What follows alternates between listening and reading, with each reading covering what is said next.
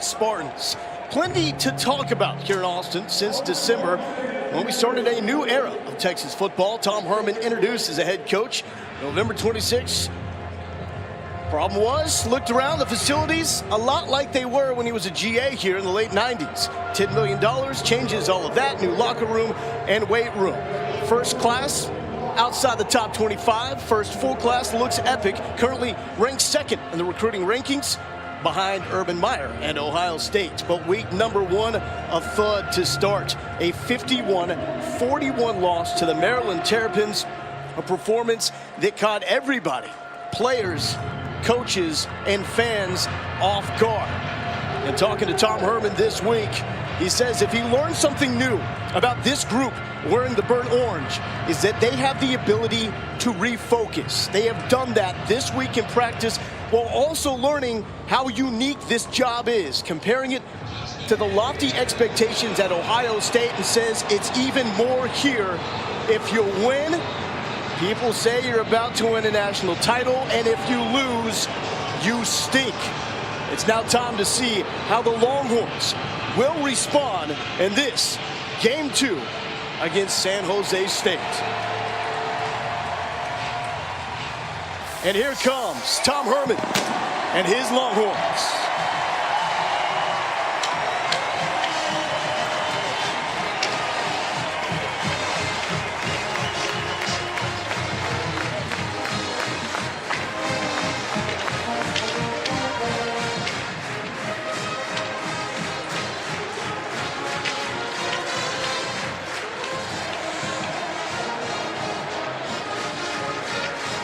Hello, everybody, and welcome to Austin, Texas. Lo Galindo here with the former Longhorns team captain, Ahmad Brooks. Chris Budden will join us from the sideline in just a moment. Pleased to be with you for game number 2 for Texas football. We talked to Tom Herman, and he was convinced that these guys are ready to go for this game because of the way they practiced this week. Problem is, he was also convinced they were ready for the opener because of how training camp went, and they weren't. So what changes in this game? You know, Lo, breaking down the film of last week, two things really stood out to me. First and foremost, that I thought this team had better energy and better spirit as a whole. The second part was the fight they showed. In years past, if a team would have gotten on them like Maryland did, I don't know if we would have been able to say that it would have been a fourth quarter game. So the reality of it is adversity, when it hits, it doesn't give you a warning. And last week, Texas, at the hands of Maryland, was handed an early test of adversity. How will they respond today? I think it's going to come down to the leadership. We're going to find out a lot about this coaching staff, along with the players. But they've got an opportunity. The things that stood out last week could be promising moving into this week to show that this team has turned some serious corners. Well, you bring up that adversity, and that brings us to the quarterback situation. At some point in the loss to Maryland, Shane Buechele injured his throwing shoulder. He practiced but did not throw this week, potentially opening the door for the freshman quarterback Sam Ehlinger to make his Texas debut. For more, here's Chris Budden. Well, as you guys said, that adversity hits today, as well as the true freshman Sam Ehlinger will be getting the start today. Now, Shane Buechele was looked at before the game, but the medical staff said that throwing shoulder was not medically cleared to play. So the local product will be getting his first career start. I spoke with Tom Herman before the game, and he said the biggest thing that he's worked with Ehlinger through the week is on his patience. Now we'll just have to see how that holds up in a situation in front of this type of crowd.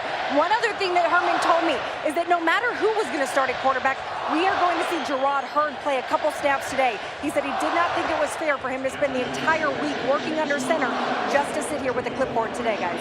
Wow, that is a huge development, as now Texas, for the third straight year, will start a freshman at quarterback. Hurd, Buechele, and now Ehlinger.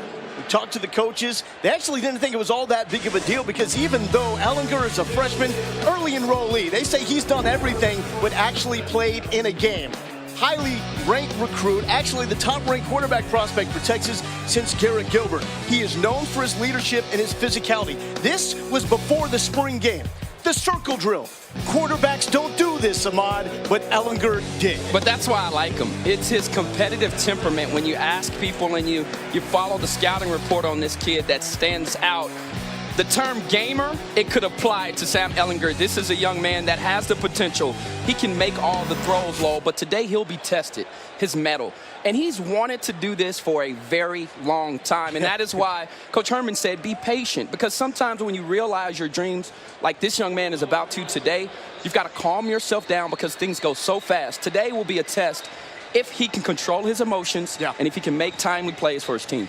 We saw that photo of him, 3 years old, flashing So to awesome. hook him. He has waited forever for this moment. On the other side of the equation, you have Brent Brennan and the San Jose State Spartans. We've watched a lot of film about this team. You watch them offensively, and outside the running backs, who are a little undersized, this offense looks the part of a Big 12 team. They've got some guys that look good on the hook. And you're absolutely right. The image looks great, but it's also the goods that they have. This is an offense that is going to go extremely fast today. I really like what Coach Brennan is selling to his team. Much like Tom Herman is here, they know they've got to turn some corners. He's very familiar with the program. He's starting today with first-year coordinators, a quarterback making his first start that we'll talk about here in a second, in Montel Aaron. But this is a team that feels like if they can get a fast start, they can hang with the Texas Longhorns today. San Jose State wins the toss. They defer to the second half, getting ready to boot it deep. Armonte Foreman and little Jordan Humphrey back, but it will not matter as this one sails out of the end zone, thus setting the tone for Sam Ehlinger to realize his dream. There's been some fantastic quarterbacks to come out of Westlake High School. Drew Brees, Nick Foles playing in the NFL. But Sam Ehlinger, when you look at the numbers, better than both of them. All-time leader in offense in Westlake Chaparral history. Saying something considering he missed most of his senior season because of a knee, wrist, and thumb injury. If I'm Tim Beck, the offensive coordinator for Texas, I start with some throws to get him in a good rhythm. Short throws, quick throws to get those jitters out. First play, the handoff to Chris Warren, the third, getting the start in the backfield after Kyle Porter got the start a week ago, and a hearty gain on first down. Very positive start from Chris Warren. He's such a powerful runner at 255 pounds. He can certainly move piles and defenders. 2nd and 3 to the right side. This thrown short, and William Osai was giving that one a look. Let's get to the impact players, Ahmad. Yeah, for San Jose State, their middle linebacker, Frank Ginda, is a guy that's very active. He shows good range and will make plays sideline to sideline. Andre Sacheret, this young man in the back end, is the best corner for them, no doubt about it. And Gerard Hurd, as he comes into the game, will also get some support from his left tackle, Connor Williams. Design run right up the gut. Gerard Hurd moving the chains for the first down. Texas team that went 9 of 18 a week ago on third down. Yeah, I like that package, and Tom Herman and Tim Beck alike are both used to having a running threat from the quarterback position, and Gerard Hurd gives you the answer there. Ehlinger checks back in.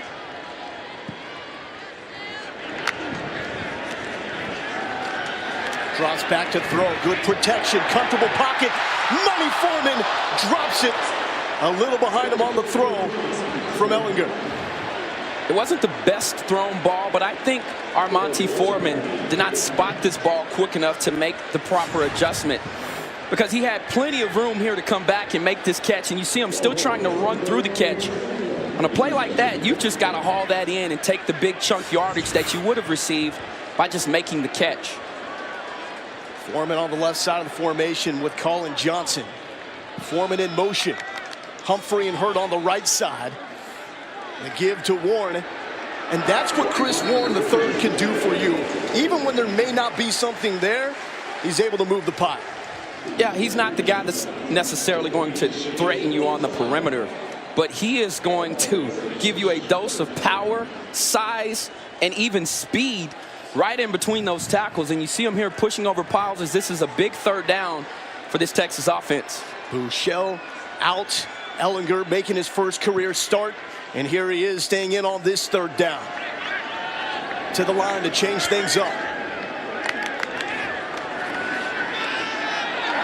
And off page with Colin Johnson on the left side. And Michael Dixon and the Texas punt team will come out. Yeah, they were not on the same page. And apparently there, Sam was trying to throw the hitch route at the sticks. Colin Johnson went about 3 or 4 yards deeper, and they did not get the check or the hot route, whatever was checked on the field. Miscommunication on that particular play, and they miss an opportunity to convert on 3rd down. The dangerous Bailey Gaither back to receive this punt off the foot of Michael Dixon.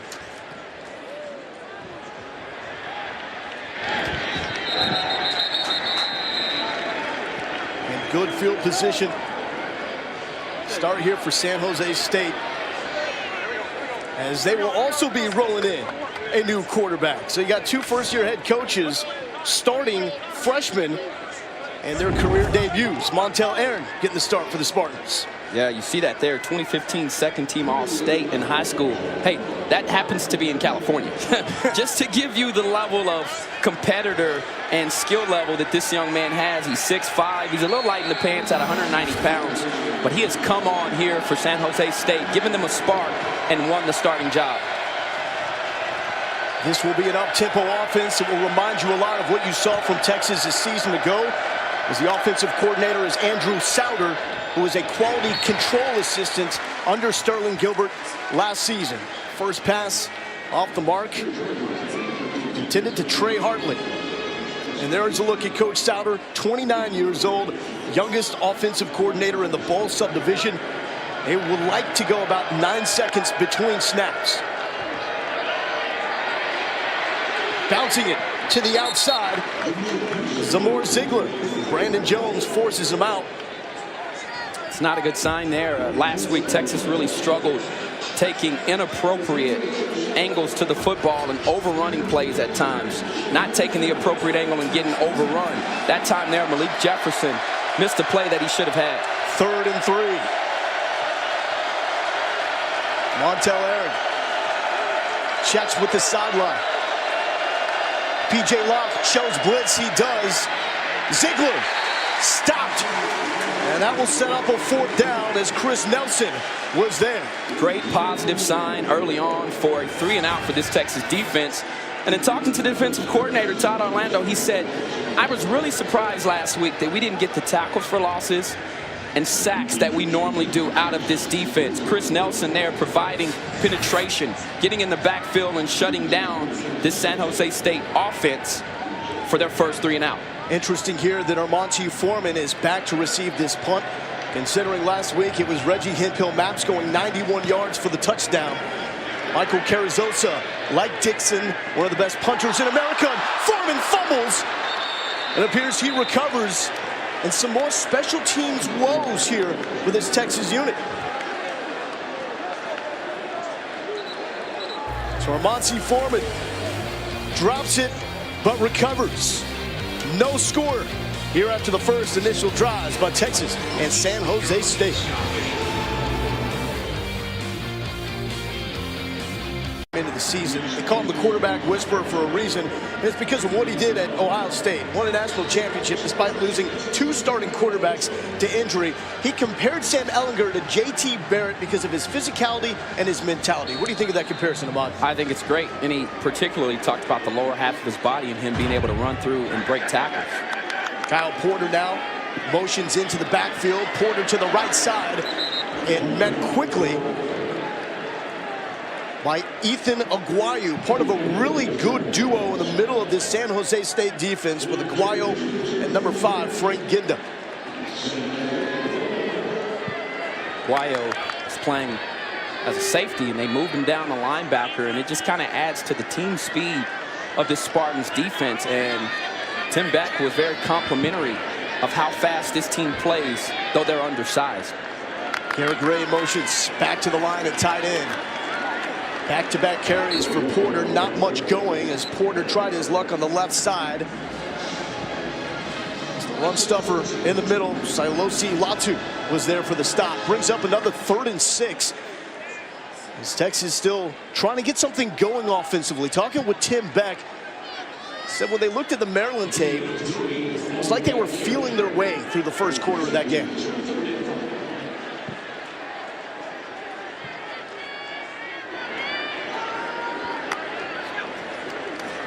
3rd and 6, vanilla look for the Spartans. They drop into coverage. Foreman, this time making the grab over the middle at the 35.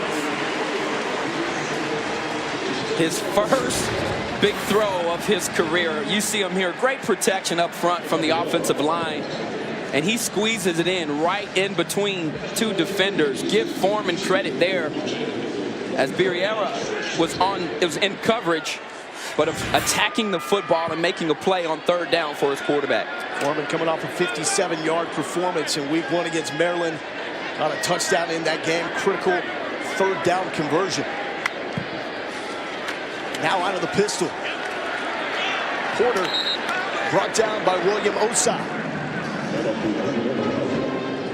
Osai, very active defender. Great in dropping back in coverage. Extremely fast. Leads this team in sacks.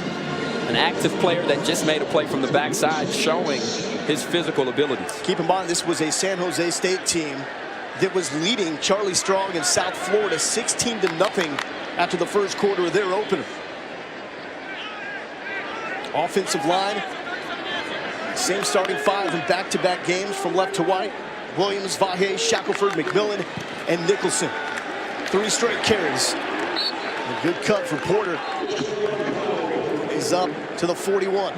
Nice tackle there from Maurice McKnight, coming in and making an open field tackle on Porter to force a 3rd down here. But this is a manageable down. And one thing you have not seen yet is them throw the ball to the perimeter. It looks like from the back end that they are running some tight man coverage, which should open up some over-the-top opportunities for Texas. Gerard Hurd in for the 2nd time. Once again, a 3rd down. Warren motions out of the backfield. A draw. Hurd wrapped up high, and he has brought down the flowing locks of Silosi Latu there to make this stop on a critical 3rd down. I like the play call. Now, I think the quarterback draw here, you know, with Shane Buechele, if you're just now joining us, being out of the game due to a shoulder injury, you want to take some of that pressure off of your young freshman quarterback, Sam Ehlinger. That being said, bringing in Gerard Hurd, I think it's the right play call. I like the quarterback draw, but it was well defended by this Spartans defense as they get off of the field and force a punt. Not a great punt. First time out for Dixon. This time looking for the corner. Gaither will let it go. Looked initially like he might get the bounce. However, that finds its way into the end zone for the touchback. No score after 2 Texas drives. They'll try to get the defense cranking up here against San Jose State. Texas football on Longhorn Network is brought to you by Coors Light, official sponsor of the Texas Longhorns. Oh, it looked like Steph Curry there on the cornhole. Beautiful day here in Austin, Texas. About as good as you can possibly hope for it to be here in early September. San Jose State in town as there is movement. False start right here on the Spartans. Start, offense number 15, 5-yard penalty, 1st down. So no score after the Longhorns opening 2 drives of the game. Montel Aaron back out for the 2nd drive for the Spartans. See if Texas can get a spark on the far side of the field. It's Holton Hill, where the interception returned for a touchdown. And that one for Bailey Gaither right outside the outstretched arms. The fleet-footed number 84. You like him a lot, Ahmad. I do. You know, when you look at him, he reminds me a lot of the Shipley family. Jordan Shipley in particular, great route runner. But the guy for them is their tight end, Josh Oliver. He's a man amongst boys. They look for him on 3rd down and red zone. Need a big game today from Malik Jefferson to be active and Puna Ford to create penetration. Tackle for loss there for the Texas defense is Gary Johnson. Welcome to the big time, Gary Johnson, the number 1 ranked JUCO linebacker in America. Did not play defensively in week 1. This was a change that Tom Herman told us they wanted to make. And they've gone to their regular personnel with both Malik Jefferson and Gary in the ball game. That's an intriguing duo right there. I like it. A lot of athleticism between Johnson and Jefferson. 3rd and 15. This is where Todd Orlando wants you defensively. Aaron tries to get out of the pocket. Contact there. as Malik Jefferson puts the hit on Montel Aaron's backside, right in the midsection, I should say. That ball sails, bringing up a 4th down. Another 3 and out for the Texas D. Yeah, San Jose State didn't do anything with the early penalty, but give Texas credit for making sure that they came out and really put them up against the wall. And I thought the play calling there was excellent. They dropped numbers back in coverage on that 3rd down, which forced Aaron to have to make a play, and he couldn't on this Texas defense. Short punt. Foreman corrals this one. Contact is made, and he's down at the 44-yard line. Texas defense flexing their muscle for Todd Orlando. Malik Jefferson, welcome to Austin, delivering the blow to Montel Aaron. Still no score here in the 1st. Shane Buechele out, so the Longhorns offense breaking in. The freshman quarterback Sam Ehlinger through 2 drives. No score on the board. For more on the quarterback, let's catch up with Chris Button. Well, one of the things that I've seen from Ehlinger on the sidelines is his poise and his communication. After that first possession, when he missed with Armonte Foreman, the two got together on the sidelines, talked about what went wrong, what communication was lacking, which is good to see out of a true freshman, because sometimes they feel uncomfortable going up to their playmakers and talking with them about what they're seeing, but that's not the case for Ehlinger today. Not really afraid of the moment. Outspoken guy as he hands to Chris Warren, who meets a wall of San Jose State defenders on the left side. And that left side is anchored by Texas' 2 best offensive linemen, left tackle junior Connor Williams, and number 77 left guard Patrick Vahe. And they've had some early success running behind those 2 guys. Look for Texas all season long to find the sweet spot of this offense. 2nd and 7. Texas trying to break the 50. To Foreman, heavily involved here, but the San Jose State defense not budging. Cameron Woodard with the stop. It's going to bring up another 3rd down. Texas 2 for 4 on 3rd down here on the early going. What you like here is that it gives you options. Now that you've been able to chip away at the sticks, now you set yourself up. They could run the football here. It's not a guarantee that Ehlinger is going to put the ball in the air here. They could also hand it off to Warren. They do not. Ehlinger looking at Johnson. It looks like he's held, and the flag comes. Jermaine Kelly grabbed onto that big number 9 jersey, and the officials saw it. 3 Jermaine Kelly in the coverage of Johnson. Yeah, this is just a one-on-one matchup here with Colin Johnson. Ehlinger read it right. Anytime you see a one-on-one matchup with Colin Johnson, he can win that matchup. He's exceptional at winning 50-50 balls and a great leaper indeed. Holding. Defense, number 3. It'll be 10 yards from the previous spot and an automatic 1st down. So Texas breaks the 50. We talked to Derek Odom, defensive coordinator for the Spartans. He had a lot to say about that man, Colin Johnson, coming off a career-high 125-yard performance. He said that Colin Johnson is a man at receiver. They don't got guys like that in the Mountain West. He's sure right about that. And he's a San Jose native as well. Ehlinger, plenty of time over the middle, off the fingertips of Maurice McKnight. You can see Ehlinger is not scared. He will throw it downfield, and that time there, if he'd have let him a little more over the top, it would have been an easy pitch and catch there for them to score points as Gerard Hurd comes onto the ball game for his package. But Ehlinger showing early that he's willing to take those risks, to make those big plays, something that this Texas offense has not necessarily had in years past. Hurd in at quarterback, on the left side at tight end, Kendall Moore, the transfer from Syracuse. They swing it out to the left side, and a big tackle for loss as the San Jose State defense just smelling blood as they wrap up Tennille Carter. That's a great play there on the outside by what I believe one of the top cornerbacks for sure on the field today. And Lorenzo Joe, who had the task of blocking him, just couldn't quite get his hands on him. He does a nice job of reading the play, and the coaching staff said that this guy is just not an athlete. His awareness is also off the charts. He takes time to study film and then to come out here and to utilize what he's learned in film. Some confusion with Hermonte Foreman late. Get back onto the field, as that was Carter's first career touch here at Texas. True freshman. Ellinger feeling the pressure. He steps up. Takes contact over the middle, but it will be short as Ginda was there on the stop. Cameron Alexander with the pressure. Fourth down territory. Tom Herman loves to go for it. You saw that last week. The offense is staying out on the field. Great decision there from Sam Ehlinger. Pressure right up the middle. And instead of sitting back there and waiting, he did just enough, right, to get Texas in a position to go for it on this fourth down. Now, can they convert? Longhorns 0 for 4 on fourth down last week against Maryland. To Warren. He's got blocking on the right side, cuts it up, and Warren moving the chains for the first down. The first successful fourth down conversion of the season. Expect to see that a lot with the way Tom Herman likes to run this offense.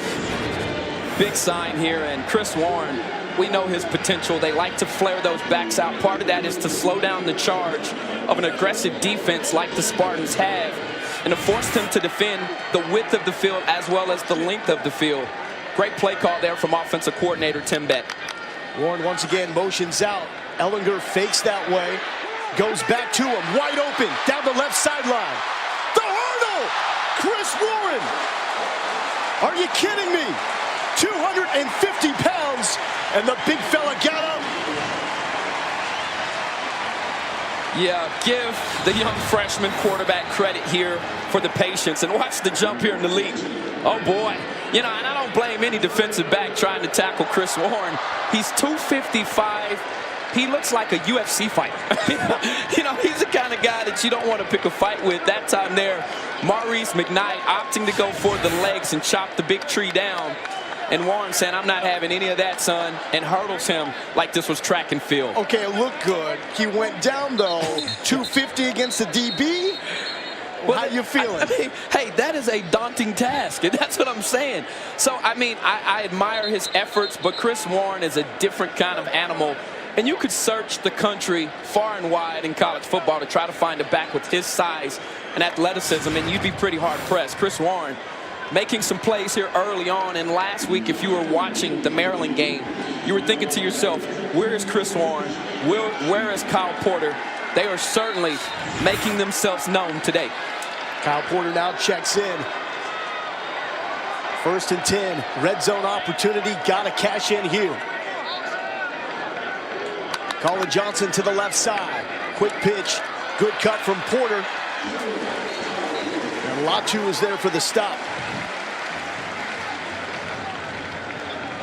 Really leaning on this offensive line down here, and Tom Herman in years past, his TD percentage in the red zone is spectacular, as Texas is trying to make sure that they can duplicate that here as Gerard Hurd comes in. Hurd with the keep, cuts it up, falling into the end zone, and Texas is on the board. Gerard Hurd helping the Longhorns strike first.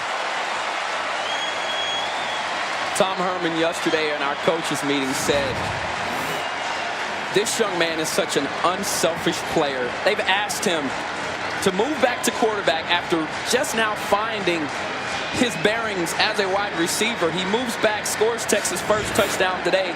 And Tom Herman said, listen, I kind of wish I wouldn't have listened to everybody's opinion of this young man after watching him practice all this week as a quarterback.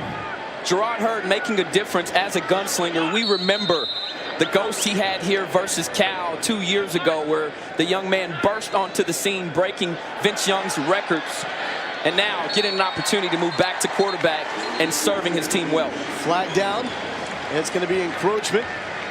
Offsides on San Jose State, so this one will likely stand. Offside. Defense, number 3. That penalty is declined. The try is good.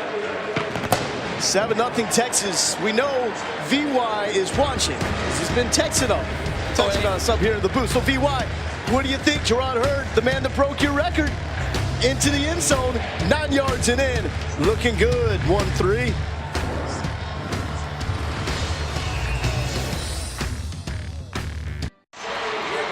Tom Herman absolutely hates short field goals.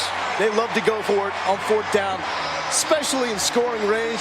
But for that matter, it doesn't matter where this ball is. There's an opportunity to strike. Herman will do so.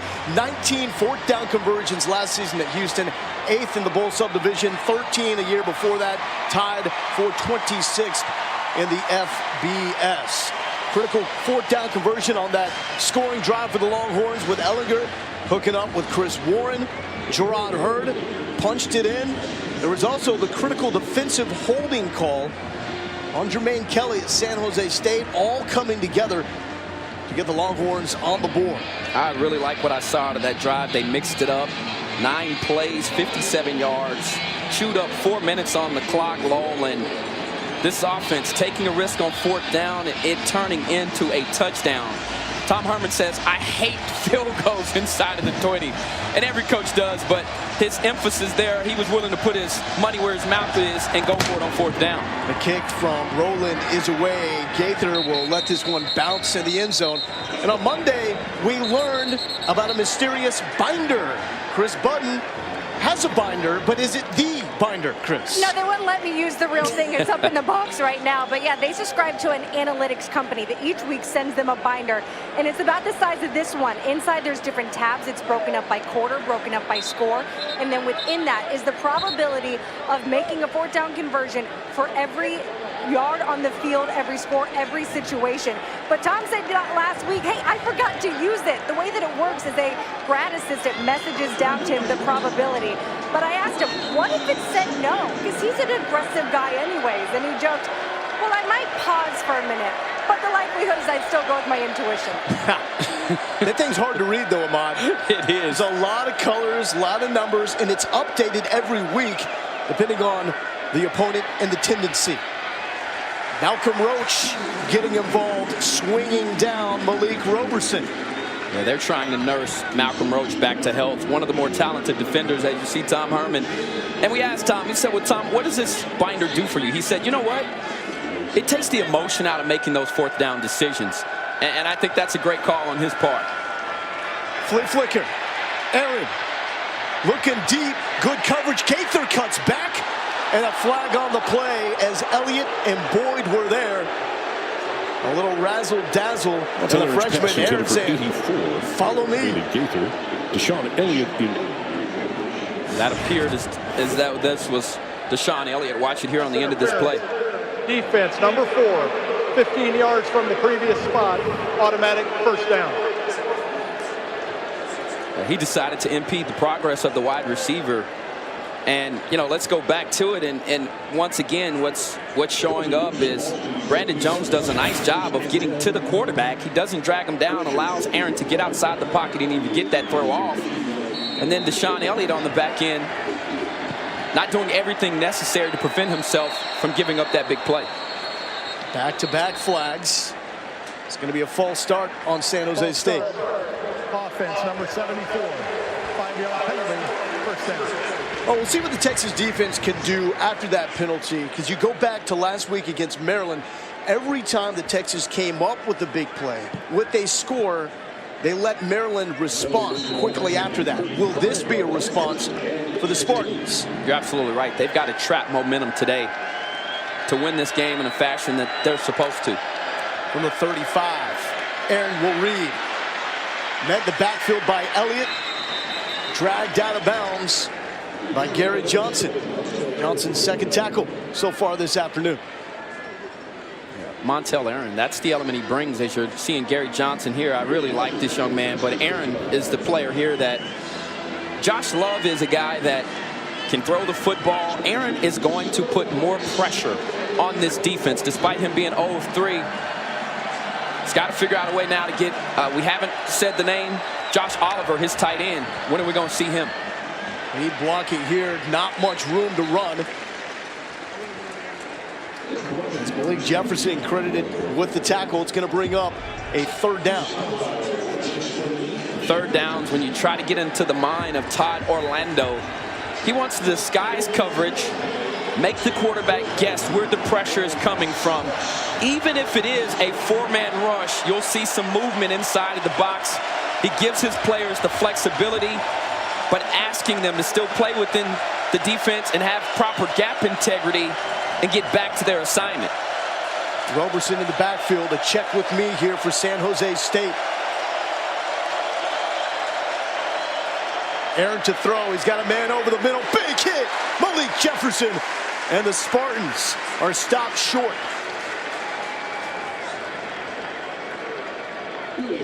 Fourth down, decision time here for San Jose State. Now we're going to see the look here as you see Malik Jefferson up at the top of your screen, doing a nice job of protecting the deep route, coming back underneath, keeping everything in front of him, and most importantly, making the tackle. That is where Texas last week really struggled. They had opportunities. Todd Orlando called, I thought, a great game. However, Texas, with blown assignments, really made him and this entire defense look bad. Foreman calls for the fair catch at the 10-yard line. So football back to Texas. They'll try to follow what was a pretty impressive drive to get them on the board. Yeah, I really like it. You're going to see a mix-up of plays all over the place. And right here you come back. Pass interference on Colin Johnson. He's a nightmare out there. You got to keep an eye on him. The big fourth down conversion here by Chris Warren. Brilliant play call there from Tim Beck. And then Warren, after after Ellinger goes through his reads, finds Warren, and then they top it off with Gerard Hurd, one of the more dynamic players on this team with the ball in his hands as he's made the move back to quarterback. And there you see the freshman, Sam Ellinger. Tom Herman, I'm sure, pleased early on with his performance. 3 for 7, 41 yards on the last drive. Started to move and engineer some momentum for the Texas offense. They carried by Warren, protecting that ball, trying to shake out a tackle around his ankles. Frank Ginda bringing him down. And that's what I love about Ginda. He's just a scrappy defender on the inside. I mean, giving up weight, giving up height against Chris Warren, no problem, coach, I got it. Those are the types of players you want to play on your defense as the first quarter winds down. And that does it. First quarter, put a wrap on it here in Austin, Texas. Ellinger, Gerard Hurd running the quarterback spot for the Texas Longhorns with Shane Buechele out with a bruised throwing shoulder.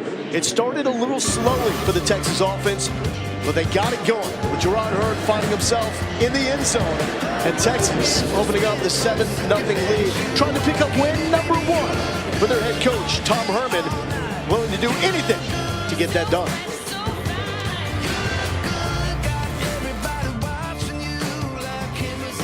His Longhorns up 7-0, and Bevo likes for the Horns to come out and run the football. And conventional wisdom suggested that Texas would do that last week against Maryland, a team that finished 99th nationally in rush defense last season, had a 300-yard game, a 400-yard game allowed. However, only ran the ball 31 times, 14 of those carries from running backs.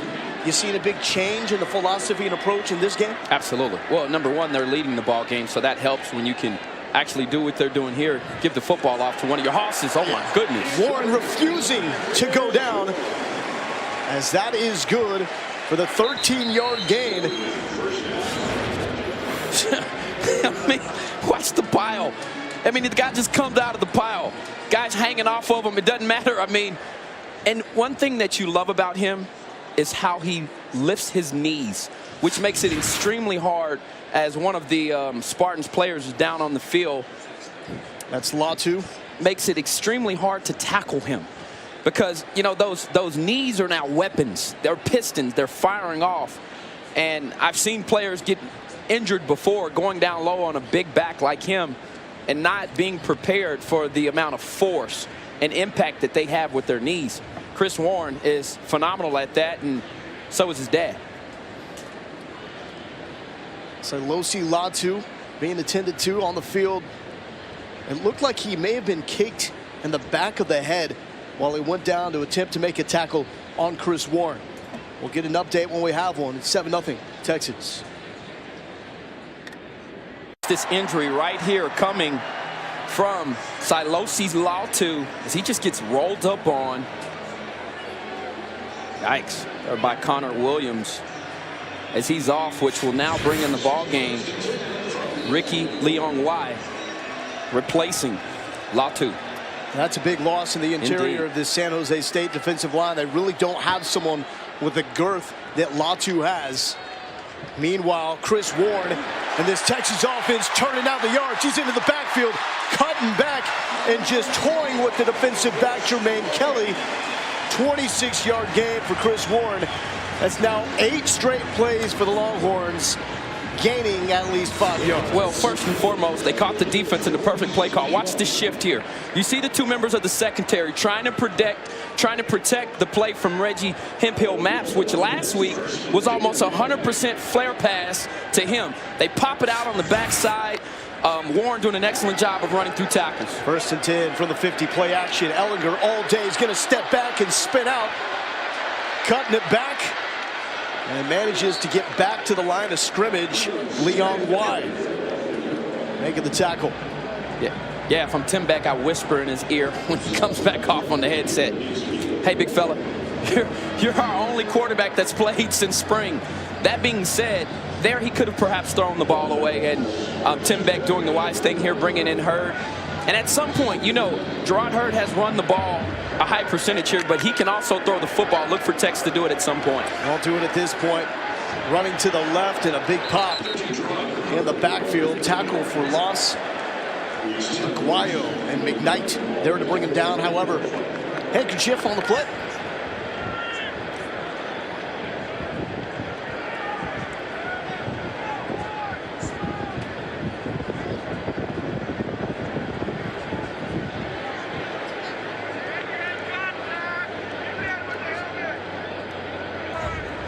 Personal foul.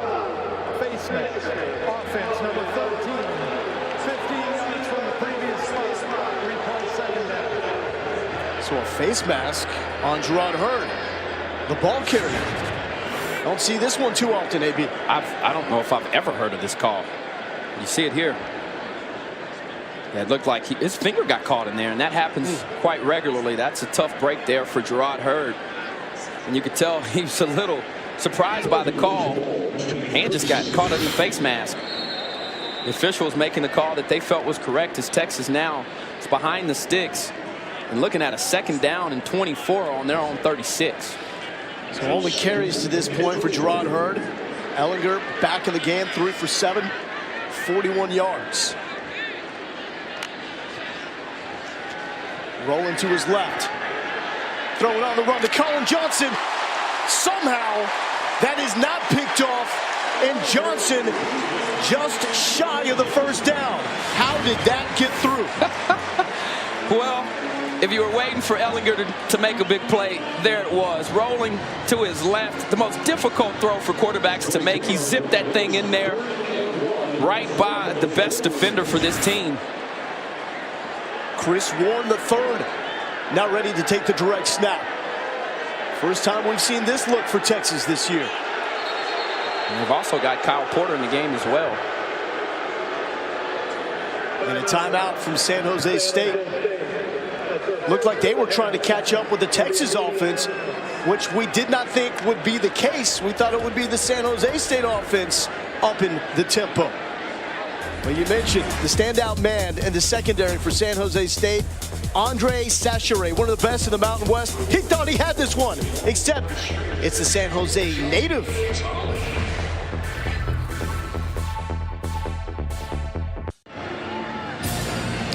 There's our guys getting ready for Texas game day at the half. On the left in the vest, you got Manny Accio, Corey Redding getting the jacket on. On the right, Ricky.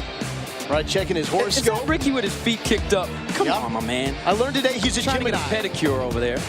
He's actually trying to create a dating app based on your astrology. I learned that with Ricky today. Not a surprise. They're also going to talk Texas football as well. Here's the scene right here at DKR. 7-0 Texas lead. A 3rd and short. Warren will stay in the game to take the direct snap. And he does. Up the middle, moving the chains, trying to get more. Warren to the 2nd level. 1 man to beat. Cuts it back off his shoulder. And Chris Warren, 41 yards to the house.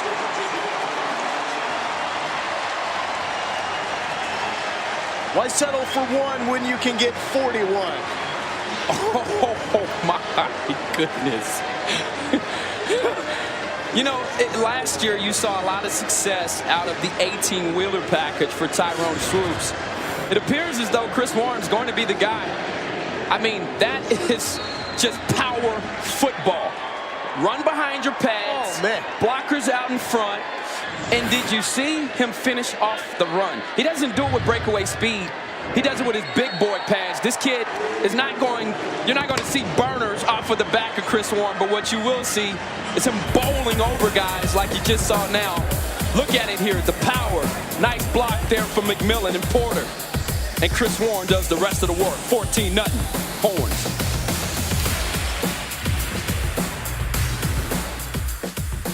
On Longhorn Network is brought to you by Whataburger. Whataburger's Whata Chicken and Grilled Chicken Sandwiches are all new, top to bottom. I would imagine the great thing about coaching at the University of Texas is you have so much help. The fans will let you know what to do. Give the football to Chris Warren III. Yeah. It's good to listen from time to time, and it's working out. As Warren with a 41-yard touchdown, making it 14-0. Tom Herman trying to hold his guys back. As that ball is just falling off the tee. Rowland will get it reset. And to your point, Lowell, you look at Chris Warren III already, 7 carries, 95 yards after that 41-yarder. That is a 13.6-yard average. You'll take that. Yes, you will. And Chris Warren running like a maniac today. Trying to hurdle guys, take him down. Now Rowland is ready to kick. The boot will be short. Gaither dangerous with the return. John Barney is here, cannot make the stop. Gaither. And it is the kicker, Josh Rowland, forcing him out of bounds, preventing Gaither from taking this one the distance. Todd Orlando, he's had his defense ready. San Jose State, they've moved the chain once, and it's because of a PI. Yeah, total yards here. They've only given up 20 total yards. You hear right here, guys getting pressure. Chris Nelson getting involved here. Host of defenders surrounding the ball carrier. Right here, Gary Johnson chasing down Aaron. Coming back here, Malik Jefferson with a big hit here on 3rd down. This looks like a completely different unit. And speaking of that, starting safety, Deshaun Elliott down on the field. But what can you say about this unit and what they've been able to do? They've been a suffocating group, and they've gotten help from their offense. Right now, when you look at time of possession, Texas has held the ball 12 minutes, 49 seconds as Deshaun Elliott gets up to walk off the field. Compare that to the Spartans, 4 minutes and 45 seconds of the clock.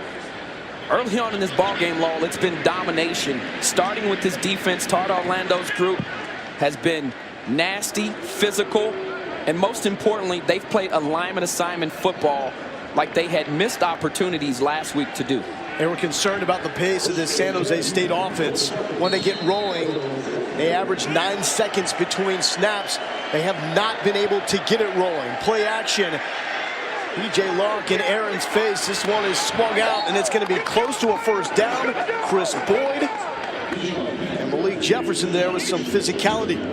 A great play call there from San Jose State. They used Texas speed against them, trying to get him behind them there with the screen. Nice call there from offensive coordinator Andrew Souter. They got the physical back, Dejon Packer in the backfield. Gaither in motion. 2nd and short. Jefferson trying to peek through. He does not. Flag on the play. As for the moment, it appears like Packer has picked up the first down. We'll have to see what this flag is on. So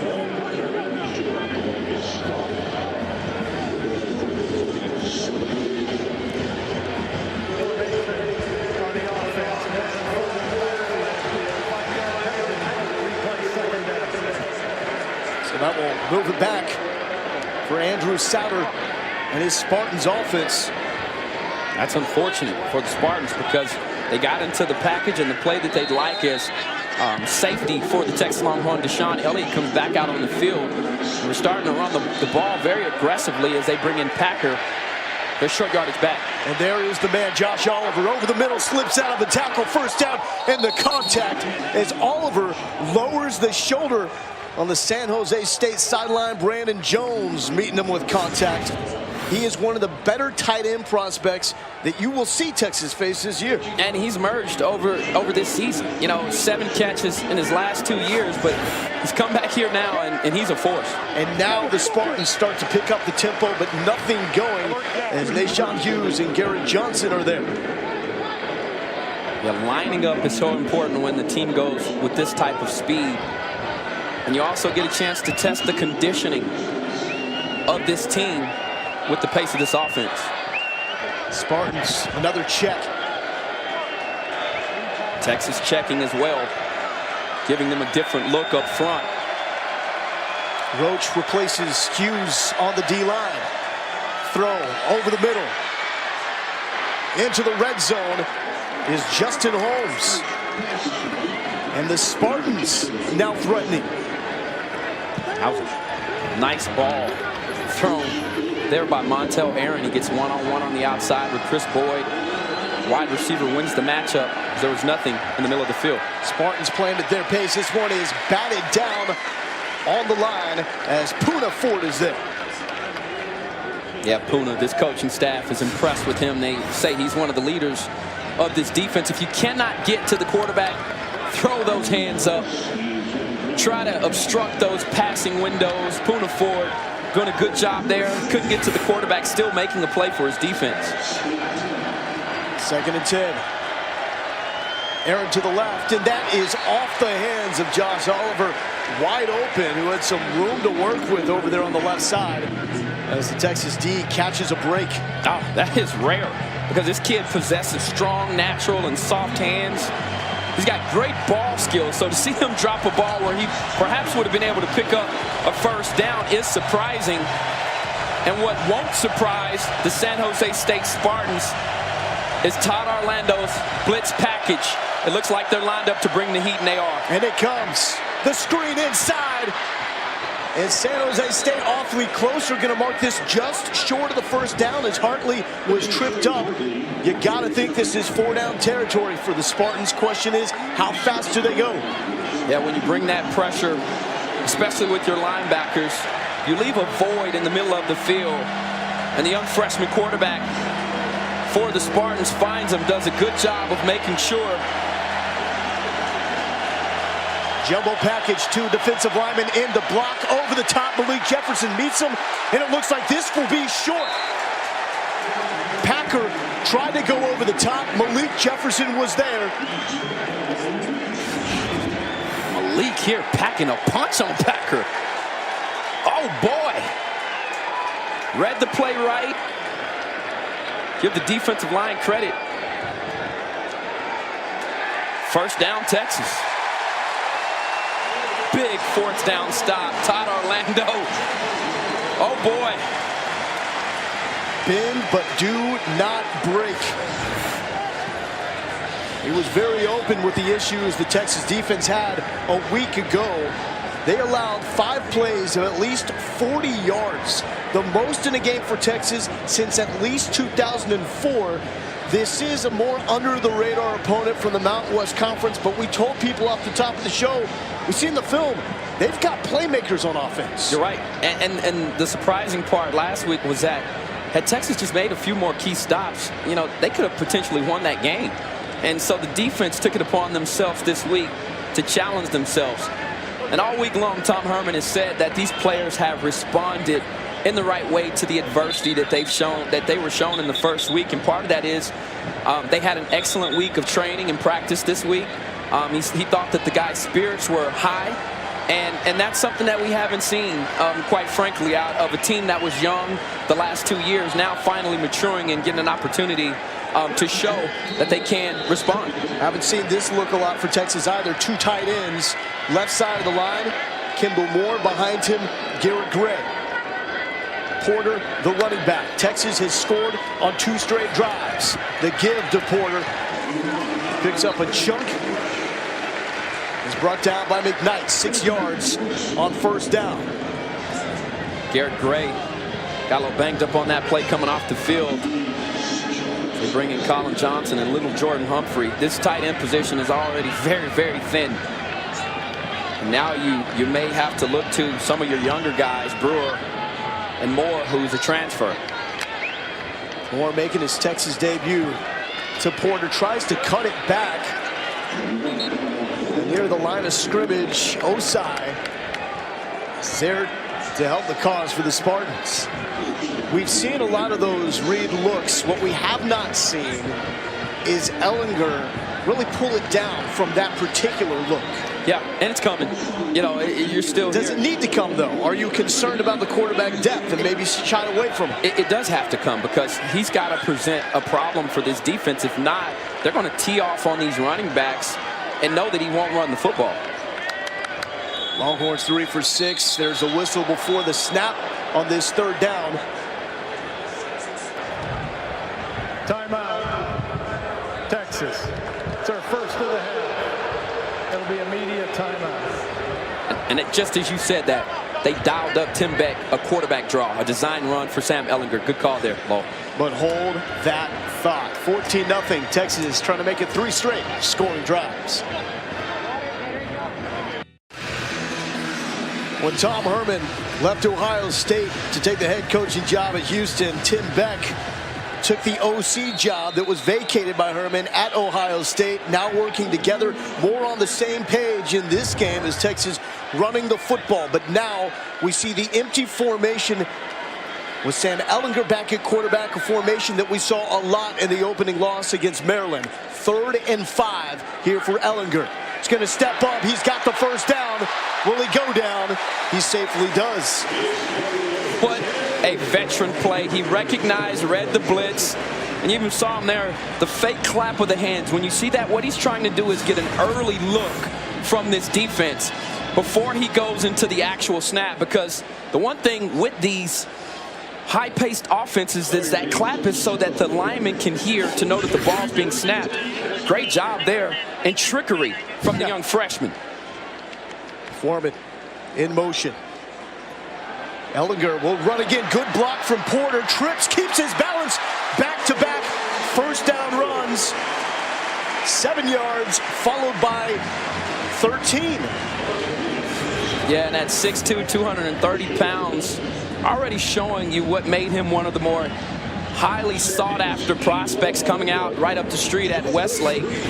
The young man just has it. He's got a great understanding, and Tom Herman before the game said, we just want our young freshman to be patient, but we know we've got to help him.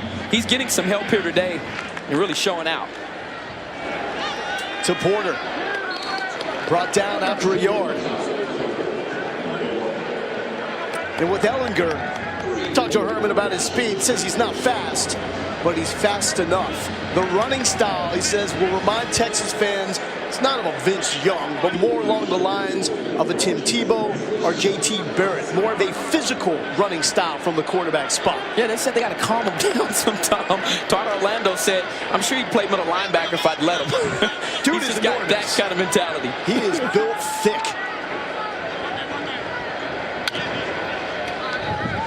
Second and 8, Warren in. Ehlinger escaping the pocket as well, and a flag on the play as he connects with Colin Johnson. And this one could be coming back.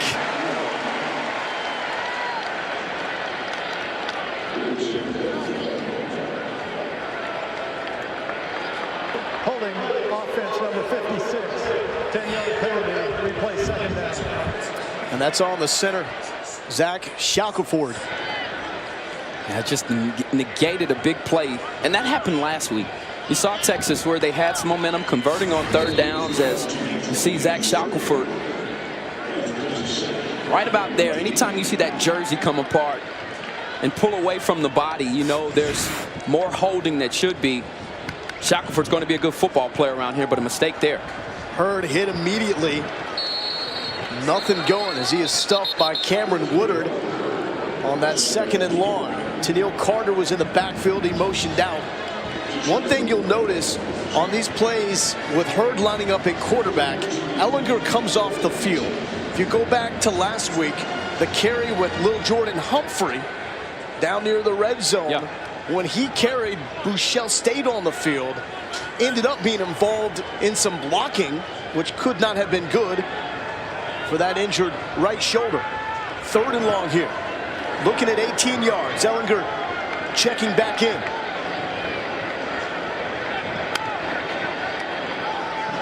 Four-man rush for the Spartans.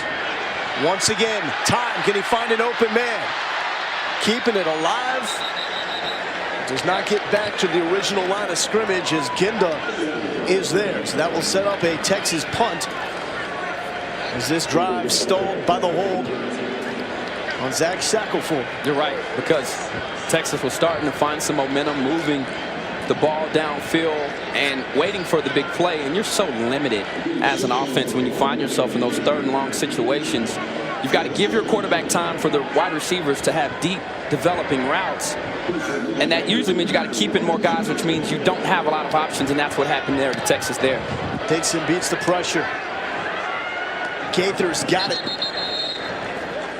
Calls for the fair catch. Now, Bob, we're talking about a 14-0 game here. If the Spartans can figure this out, one strike, and it entirely changes the complexion of this game. It could. And they've got a few guys on their team that could make those plays when you start to look at it. We've already told you about the tight end, Josh Oliver. Gaither's been the guy that's been shut down. Is another guy that can beat you over the top with his speed. Give the secondary credit for keeping him in check thus far in the ball game. But this is a San Jose State Spartan team that tells you they like to take shots. Won't take one here. Right up the gut. Physicality. But Poona Ford is there.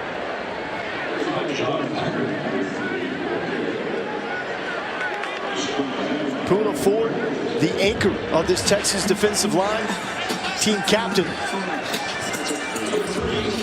from Hilton Head, South Carolina. Making himself at home here in Austin. Aaron carries this stiff arm as Elliott goes down. Hill forces him out of bounds. Another 3-yard pickup. It's going to bring up a 3rd and manageable for the Spartans. Yeah, Deshaun Elliott, who you see there, his eyes got him caught inside on the dive. He had to fight off a block to get back outside. Doing a decent job there of salvaging the play as Texas trying to get off the field here. San Jose State looking for their first conversion. Malik Jefferson blitzing free. Aaron trying to shake him. It's going to be close. And the spot will be just shy, if not right on, the first down marker. What an outstanding effort from Malik Jefferson. Here you see his speed. Watch this, the effort here. I mean, Montel Aaron thought he had already gotten past him, and despite the Spartans converting and getting a first down there, you've got to give major props to Malik Jefferson for the way he chased that football down. First successful conversion on 3rd down to Gaither. He makes his first catch, cutting back inside and getting it to the 40. So the Spartans now starting to show signs of life offensively. They're getting their tempo back going. They did this on the previous drive, which ended up stalling in the red zone with a brilliant play, the stuff by Malik Jefferson. And you see 71 yards here in the 2nd quarter as they fell flat coming out at the start of this game. Malik there again with Poona. A lot of hats around the football there, and you talked about it, Lowell, the pace of this Spartans offense. And I think for them to be able to score and to win this ball game, they've got to control the pace and the clock. And on this particular drive, you've seen them extend plays from their quarterback, connect with Gaither. They're getting their playmakers involved. Play action. Hill with the blitz. He's got Gaither. Gaither drops it. If that ball is on the money and Gaither brings it in, it is a 7-point game. Yikes. Something that you don't certainly want to see here. And it looks like Brandon Jones there bit on an underneath route as the free safety. Still a young man trying to leave his mark on this Texas team and on this defense. Texas with some confusion in the back end that almost cost them majorly. Quick pass to the right side. Hill is there. So it's incomplete to Trey Hartley. Yeah, he's playing out of his mind right now. Left cornerback Holton Hill with 2 non-offensive touchdowns a week ago. Right up the street from Houston, Lamar High School. He's a big, long, strong, aggressive cornerback who also is learning now to work and to know when to be aggressive and when to be aware. And that is one of the hardest things for young players to learn. Holton Hill showing early on in the season he's a reliable cover guy. Texas defensively wants to talk about it before this 3rd and 10. Todd Orlando calls for the timeout. Go back to that play from Bailey Gether right there. He had an opportunity to break this one open for San Jose State. And talking to Todd Orlando, though, he brought up the nature of the game against Maryland, admitted that they had mistakes. But sometimes you get away with mistakes. But it seemed like every time they did something and they were exposed, Maryland repeatedly took advantage of it. Yeah. And you know, if you're San Jose State right now, you're shaking your head because you got your opportunity and you just didn't cash in. And as we look at this pass, I mean, Gaither has been lights out for this team. He has been one of their more reliable playmakers there. Instead of deciding to lay out for the football and to get the catch, decides to try to run through the catch. I'm sure he's very disappointed in the outcome of that play, as now you've got a 3rd and long situation with the possibility of Texas really bringing the heat. Freshman quarterback Montel Aaron looking left side. This will be short. The ball comes loose. They're going to call it incomplete. And the man you were raving about, Holton Hill, was there in defense yet again. Add another PBU to his highlight reel. And there they brought the blitz, 6-man pressure. And Todd Orlando, along with both of these teams, the defensive coordinator, even for San Jose State, Derek Odom, they run a very similar style of defense. It's an attacking style of defense. They want to make the offense decide when it's coming, how the pressure's coming, doing a good job of it so far. Short punt, fair catch, called for by Monty Foreman. Sam Ellinger making his Texas debut, true freshman, early enrollee. And early on, he looked like a guy that was a freshman playing quarterback. Just doesn't connect there. Him and Joe comes back here. Ball could have been thrown a little more out in front. There on the money for a big 3rd down conversion. They're throwing across his body, squeezing one in on the best defensive player, and then utilizing his feet. I think that's the most valuable asset he's shown today. His ability to work the defense over by extending plays and forcing them to defend the threat of his legs. Sam Ellinger started the game off 0 of 3, and since that time has been extremely hot, showing he's more than capable and competent of leading this offense. But not entirely putting too much on his shoulders. 8 passes, 4 of them completed for 64 yards. Texas will go empty again. Last time we saw this, Ellinger kept a nice game through the left side. Ellinger looking, and that ball is dropped. Could have been picked off by Trayvon Bieria. The sophomore safety from Carson, California. Yeah, watch his motion here. I just didn't think that this was a clean throw. Certainly should have been a pick. There's no doubt about it. San Jose State missing an opportunity to score with Gaither. Now coming back, another missed opportunity for this defense to give their offense great field position, as now this Texas offense has a 2nd down with an opportunity to try to correct that mistake. Sassere almost had a pick there. Bieria should have had one. 2nd and 10 with Porter as Ellinger's backfield mate. Nicholson trying to hold the block on the right side. Ellinger is looking for someone. The outlet is Porter. And Porter forced out of bounds after about a 3-yard gain as Maurice McKnight forces him out. Yeah, the offensive line made that possible. I mean, they handled the pressure from San Jose State, doing a nice job of creating a pocket and closing off those gaps, not allowing the Spartans to penetrate and to get to their quarterback. Ellinger buying time and salvaging something out of a play that, quite frankly, should have been a dead play. Ellinger really has not been touched. And a clean pocket pressure here for the Spartans defense. Ellinger trying to do it on his own, and he does. The legs and the slide as Ellinger showing off that athleticism and good vision as well. 12 yards, 1st down, Texas working tempo. 3-man rush by the Spartans all day. Foreman complete, another 1st down. Cutting it back. And losing some yards, but it still looks like he will have enough for the first down as Bieri is there to bring him down. It's so hard to get set on defense when the offense is pressing the gas like this right now. Texas finding its momentum, finding its stride here in a good rhythm. Armonte Foreman got the start. The ruling on the field of a first down by Texas is under further review. Yeah, they're going to question that knee down as he went down to gather himself on that football. And initially, I thought it looked like he was down. And you can tell, even Armonte, watch him after this throw, he kind of is hesitant. Yeah, he's clearly down there. This will be coming back.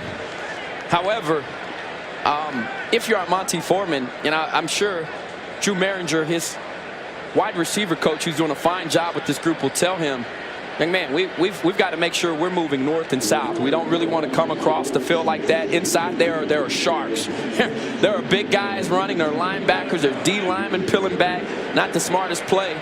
But Texas here will get something out of this, as it was at least a good effort to catch the football. Foreman, leading receiver a year ago. People still may be wondering, where's Reggie Campbell-Maps? He's actually suspended for the first half of this game for a violation of team rules. He will be back available for the second half of this game. Yeah, and you saw Armonte Foreman returning punts, and this unit is so dangerous. With him, Maps back there, had a return last week, explosive guy. And despite him being one of the better players, I think Tom Herman showing you that, listen, I don't care who you are, I don't care what kind of numbers you put up. There's a way to do things around here at Texas, and I think very similarly on the opposite sideline, I think that's the approach of their head coach as well. It was quite the memorable debut for Reggie Campbell-Maps. First punt return goes 91 yards, longest punt return in Big 12 history for a freshman. Was also outstanding as a target for Shane Buechele. 7 catches, 69 yards, and a touchdown. We could see him in the second half of this game. So the play currently under review is the catch from Armonte Foreman. It is pretty clear that the knee came down as soon as he made that catch. After further review, the receiver caught the ball and went to the ground short of the line to gain. It'll be second down and short at the 44 1/2. That's the right call there from the officials. Doing a fine job of getting the call corrected.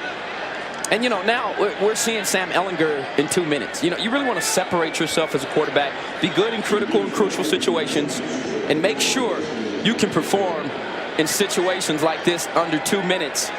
Ehlinger already showing he's utilizing his feet. He's connected on some throws. Can he complete the mission and punch one in?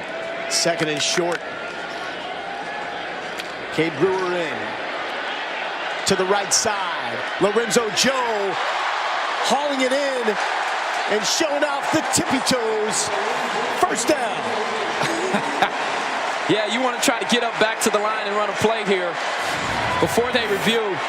Ehlinger trying to hit with the big play. Whoa. That is extremely close. Great concentration from Lorenzo Joe to make a play. And they will stop this before Texas can run another play. The ruling on the field of a completed pass is under further review. Yeah, Did you see green between the tippy toes and that sideline? I mean, man, if he got anything down, I'm talking like it's a toe. Great concentration, great job of tracking the football. It appears that left foot got down, and if it did, man, what a catch to put on your highlight reel here from Lorenzo Joe.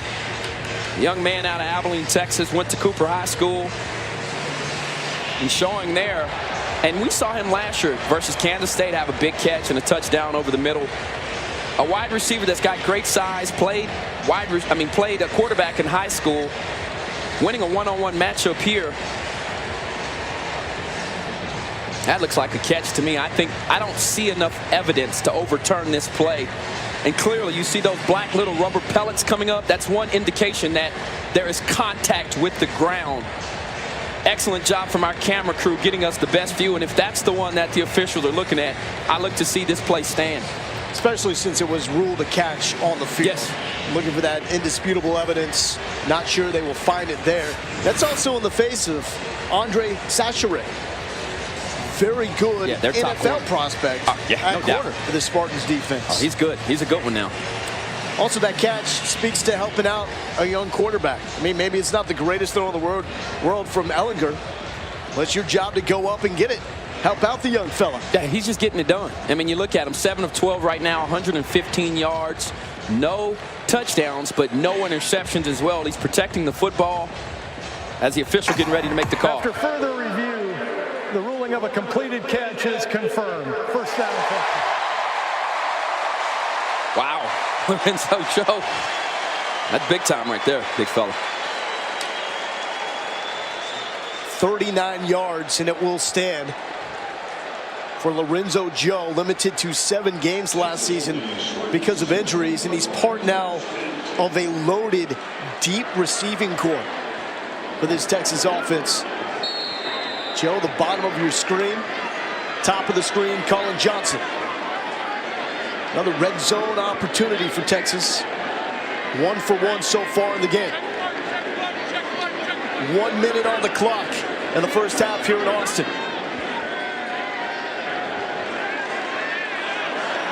5 seconds on the play clock. They will get it off in time. Ehlinger moves to his right. That one is dropped by Johnson. Yeah, to be elite, and he is, I think he's got elite talent. But to be an elite performer, you can't drop that ball, period. He can make all the circus catches. He can catch it behind his back, over his head, but you cannot, in this type of situation, give it up. Now, some people are saying, well, you know what it does do is it stops the clock and now allows the offense an opportunity, right, to come up with a play and not go into pace. But if you're Colin Johnson, you've got to haul that one in when you're the go-to guy currently for this Texas team. Been targeted 3 times. Colin Johnson coming off a career performance. Ehlinger feeling the pressure. He's been brilliant eluding it so far, and will throw this one out of the end zone to set up a 3rd down. What do you think about the way the Spartans are dialing up pressure and when they bring it? It's confusing. And like I said earlier, the comparisons between Todd Orlando's defense and the defense there for Derek Odom, a lot of similarities. They like to disguise the looks of their defense. They've got a lot of moving parts, want to make sure that they force the quarterback into bad decisions and not know where the pressure's coming from. And I would expect they'll do the exact same thing here on this key and critical 3rd down. 3rd down, more pressure. Ehlinger over the middle to Foreman. Foreman, big hit. But he's got the 1st down. 14 yards to Money. Strong play, and that was Money. On Money down. I mean, he sips that thing in, but give Foreman credit. You know, all those big guys lurking back there, wasn't intimidated, hauled the ball in, made a big play for his team. Now, 1st and goal inside of the 5. Texas is looking to score a touchdown.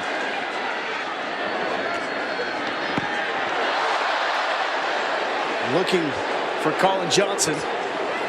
Popped out is Jermaine Kelly, waving his arms in triumph. Gonna have to do that a couple more times, depending on how Texas manages the clock. 20 seconds left, 1 timeout to work with.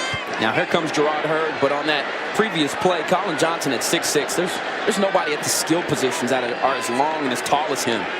He's got to do a better job there of utilizing his body, get those arms out in front, and I can tell you right now, as a smaller cornerback, former cornerback, those are hard plays to make. Hurd is yet to throw the ball. Looking for his 2nd touchdown. He's got it. Jake McMillan with a key block to spur Gerard Hurd into the end zone for the 2nd time. Texas trying to make it 21-0 going into the half. Check, 2 minute. They're executed to perfection. And I mean, Texas, the way they methodically moved it down. They peppered this defense on the outside edges. Then they come back. Ehlinger with some key plays with his feet. Armonte Foreman with a big catch inside of the 5, and Texas now with a handle and control of this ball game. 21-0 lead is Gerard Hurd. We were told if Ehlinger played in the game at quarterback, Hurd would as well. He hasn't thrown the football, but he hasn't needed to. Yeah, get behind your big boy right there. Nice block there from Jake McMillan and Kyle Porter to seal off defenders, get in the end zone. And that's just power football. You run those plays when you think you're stronger, bigger, and more physical at the point of attack. 186 rushing yards now for the Longhorns. An auspicious start. Back-to-back punts to start this game off. And then the offense gets cranky. Gerard Hurd scored a 9-yard touchdown. Next drive, Chris Warren turns a 3rd and 1 to a 41-yard touchdown rumble. They punted on the following drive, and 77 yards later, it is Gerard Hurd getting into the end zone for the 2nd time in this game.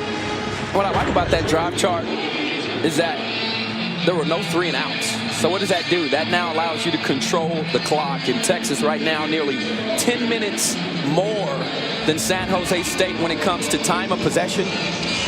And despite this being a quick strike offense and fast-paced, they're making enough plays right now to give this defense rest, which is keeping them fresh, but also enough to gain some confidence, put together some drives, and score some touchdowns.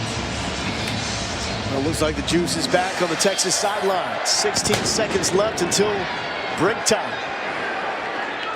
Gaither with the chance to return.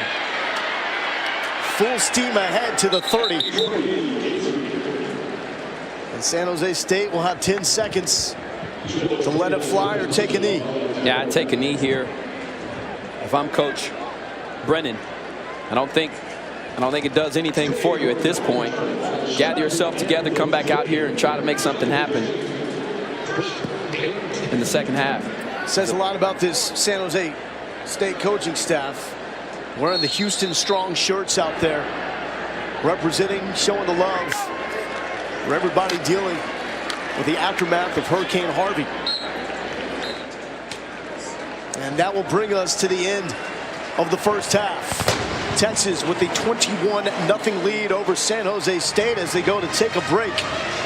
Sam Ehlinger putting Texas in position to get a win in his first career start, which would also be the first win for Tom Herman at the University of Texas. Todd Orlando on this Texas defense pitching a shutout as the Spartans held to 100 yards on the button in a first half dominant performance from this Texas defense. Malik Jefferson showing out a critical stop on 4th down in the red zone, making this head coach a happy man. Here is Chris Budden. Coach, what have you thought of Sam Ehlinger's first half performance? You can tell he's a little jittery back there. He's holding on to the ball a little long, but he can run around and make some plays, which is good. It's what we need right now. They're doing a decent job covering us in the back end, so him running around helps us get open a little bit. How has your defense been able to slow down that up-tempo offense for San Jose State? Well, we're stopping the run, and when you stop the run, you allow yourself the ability to make them one-dimensional. I think our defensive staff's calling a good game in terms of staying aggressive and being the aggressor and not being on the defensive. Thank you.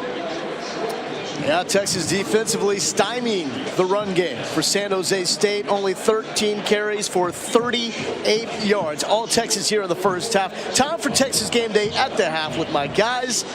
Here's Alex Lowe. Take it away.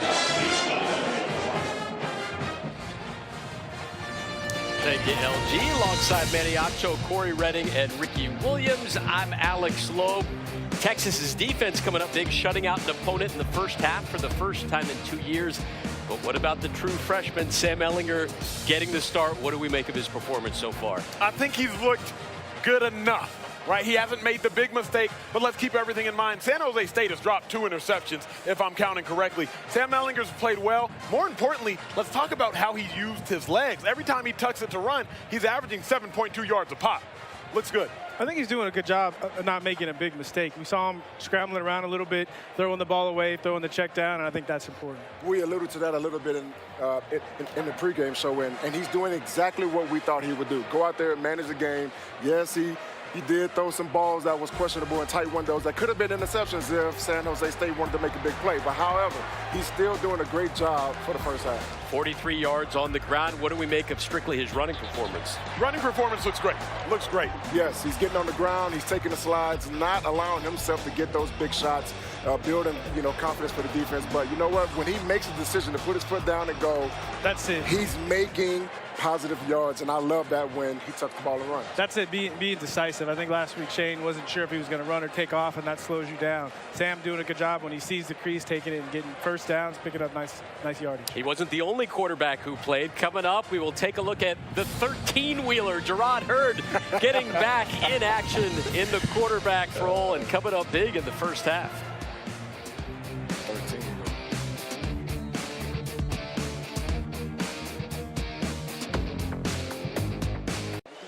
Okay.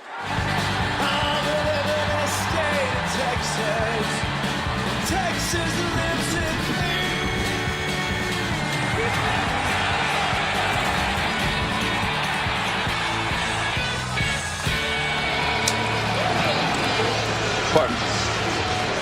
No worries, no worries.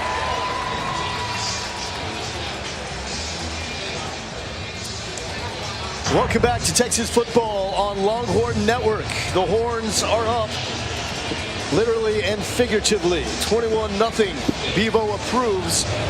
Texas sluggish for the first two offensive possessions. Something that you may imagine. Breaking in a true freshman quarterback in Sam Ellinger. Picked up after that and leads San Jose State 21-0. Bailey Gaither with the return to the 20. And adds a few more, and he is down. And that brings us to our first half stats presented by Coors Light. And Ahmad, this really helps us explain the difference between the philosophy and the approach last week compared to this game. I couldn't agree more. And these are all the things that the coaching staff put emphasis on in training camp, spring ball, but you're finally seeing them show up. And I talked about it off the top of the show that I thought the energy and the spirit of this team was very different than that of last year. Of course, you've got older guys, more mature players, but they're showing that. Now can they come back and pretend to score 0-0 and keep playing hard? Good carry to start off the second half, but a flag on the play as Zamore Ziegler broke free to the right side. San Jose State limited to 100 yards in the first half. Offense number 55. 10 yards from the previous spot. Replay first down. So penalty number 5 for San Jose State. That does not help get the momentum going in their direction. And keep in mind, like Texas, they're also breaking in a freshman quarterback, making his first career start. And Montel Aaron. 6 for 14, 62 yards to start this game off. Malik puts his hand up. Brandon Jones is there to bring down Billy Humphries. That was a great play. You were talking about the young freshman quarterback, Montel Aaron. It's a nice throw to find an arm angle and a slot there to throw that ball around Malik Jefferson and put it only where the wide receiver could catch it. 2nd and 13. San Jose State checks with the former quality control assistant, Andrew Souter, running the offense for the Spartans. Complete pass to Trey Hartley. Anthony Wheeler is there. That will help him make this third down a little more manageable. Spartans only 1 for 6 on third down in the first half. 36.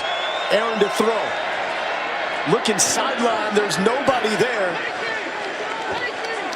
As Hartley got tangled up with Holton Hill on that San Jose State sideline. So this game in the second half starting up just like it did in the first half with a 3 and out. Oh, aggressive out there from 5. He's really playing at a high level right now, Holton Hill, the young man out of Houston. And give credit there to the defensive line for really caving in the pocket and making Aaron feel like the pressure was coming. Nice kick from Carrizosa. Fielded by Monty Foreman at the 20. He goes back 5 yards, but immediately there was a flag down. Jermaine Kelly feeling good about the stop. We'll wait for the call.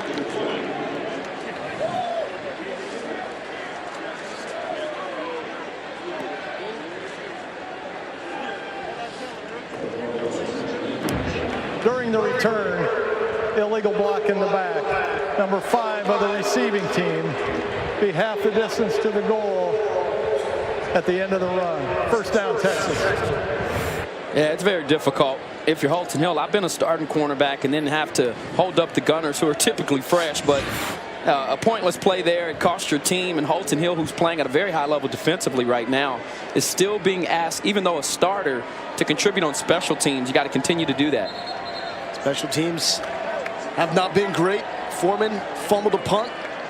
Was able to get it back. Ellinger leading out the Texas offense here to start off the first offensive possession of the second half. 8 for 16, 129 yards. He stayed pretty clean. 6 carries, 43 yards. And Chris Warren, the third, 95 yards in the first half. It's going to be Warren to start off the second, showing some patience when he ran into a roadblock. Methodically shifted left for a couple of extra yards to finish that run. If you're just now joining us, that's why Texas has had so much success. It's been about the ground and pound today, how they've been able to rush the football. It has been the difference in this ball game, and I thought the key coming in for me was winning the rushing battle. Now it's twofold. Defense has to form a wall, but offense also has to capitalize on their opportunities. Warren, another key, showing patience, but will be taken down after a 1-yard gain. So that is now 5 career 100-yard performances for Chris Warren, the third. The leading rushers for the Longhorns, Warren with 103, Ellinger 43, Gerard Hurd with 23. Hurd finding the end zone twice. A lot better than they experienced a week ago as Warren moves the chains. Last week, Texas 31 carries, 98 yards. They still have not won a game since 2011, beating Texas A&M when they have failed to rush for 100 yards. So the Longhorns offense following the winning formula, and also what we expected and what the coaching staff expected to be the formula for this Texas offense. A spread attack based and revolving around the Texas running game. Ellinger, he's had time all afternoon. He will scramble,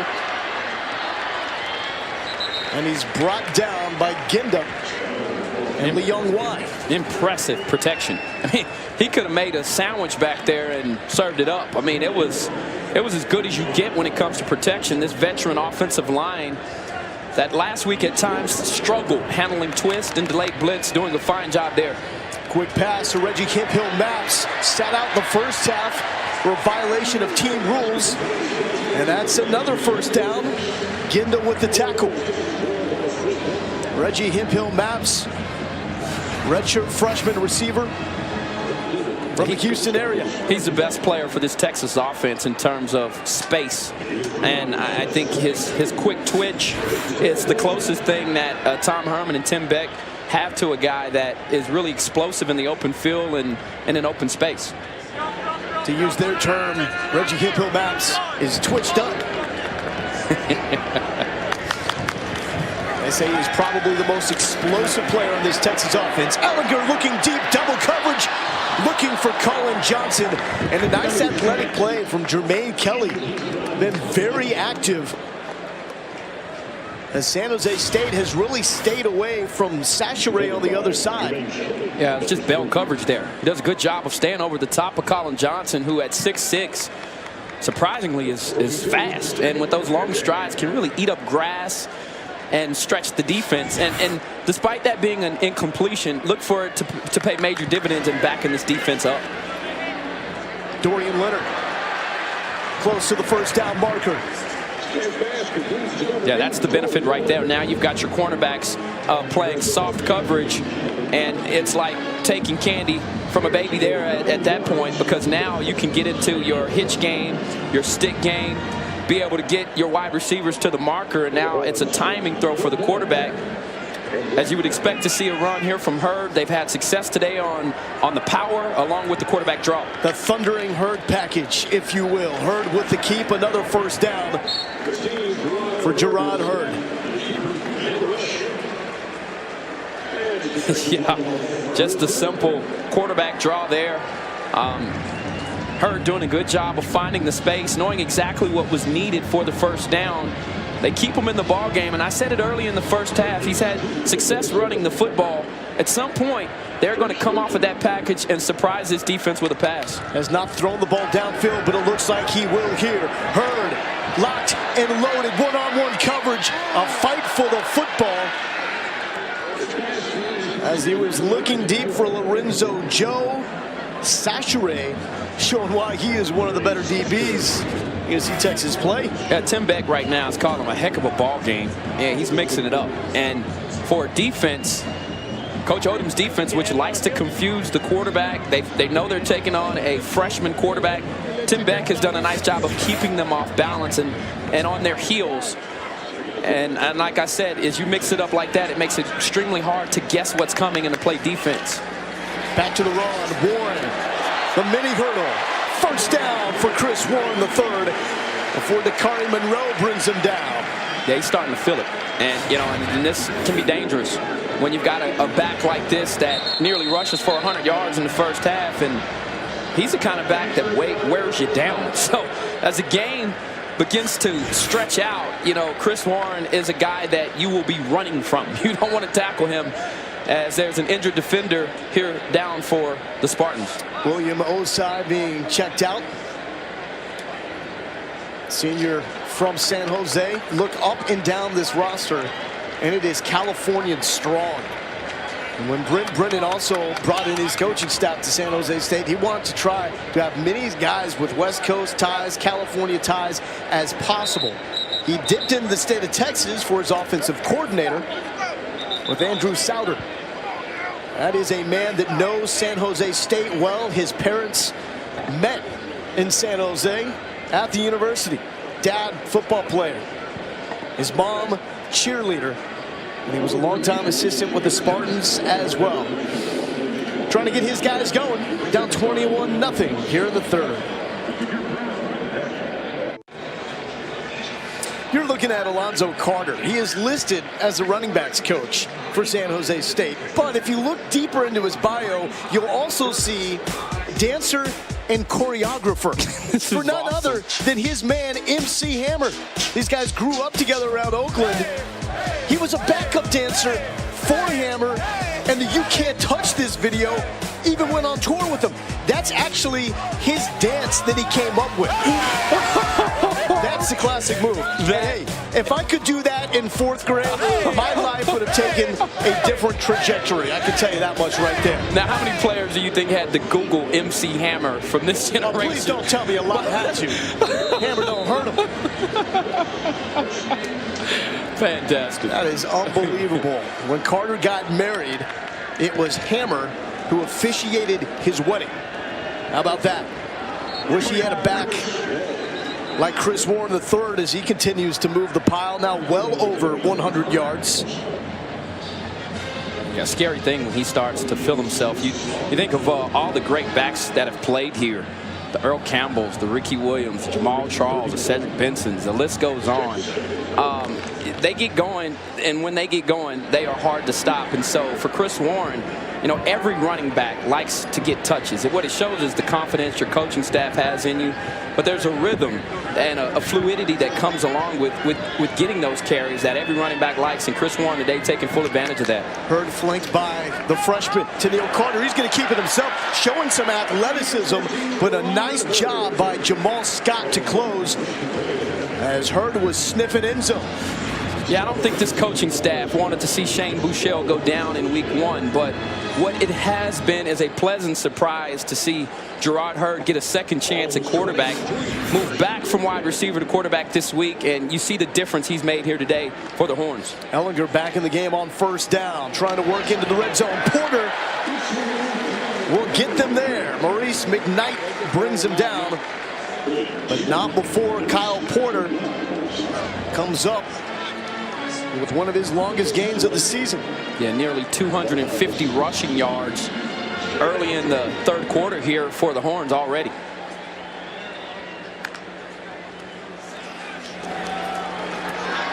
Back to Porter inside the 10.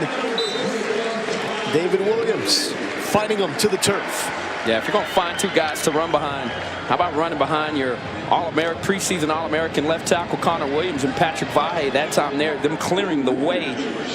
And as I said earlier in the ballgame, that side of the line will be relied upon heavily in short yardage situations and when this Texas team is really trying to get their rushing attack started. Todd McShay says Connor Williams, the best offensive tackle prospect for the draft. Back to Kyle Porter. Third straight carry for Porter. Methodical approach on this drive for Texas. 16 plays, their longest drive of the ball game. Porter now over 40 yards. He remains in there on 2nd and goal. Foreman in motion. Porter gets the rock, and Kyle Porter finds himself in the end zone. Welcome to Pater, Kyle Porter. First touchdown of his career. What a drive by the Texas Longhorns. Really moving the ball down the field, picking their spots, opening up this defense, wearing them out. 16 plays, 92 yards for this Texas team. That'll be a drive to remember. The way they control the clock, the play calling I thought was excellent, and the execution from the players is the reason why Texas drove it up and down the field. That was a beat down drive by the Texas offense right there. Warren softened them up and then opened the door for Kyle Porter doing his work inside the red zone. Former state champ from Katy getting into the end zone for the first time as a Texas Longhorn. His coach approves.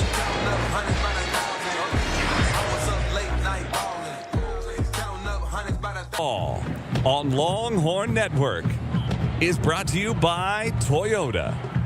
Toyota's tailgate event is on now. Visit buyatoyota.com today. Ahmad Brooks, that locker room didn't look like that when you played. Your locker's gone, my man. But check this out. But we had the new and improved because Mac in 1998 in my class did exactly this. I can tell you what these players are feeling. They are feeling like the coolest people in college football right now when you walk into that thing.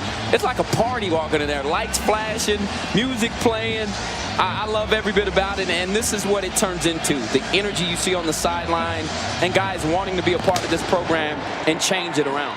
Short kick, Gaither with the return. Spartans trying to get something on the board. Good return here, but a flag. Once again, a flag potentially stymieing what would be a positive development for San Jose State.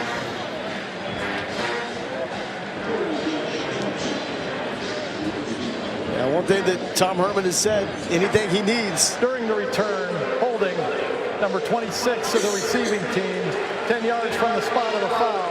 First down, San Jose. Anything Herman has needed.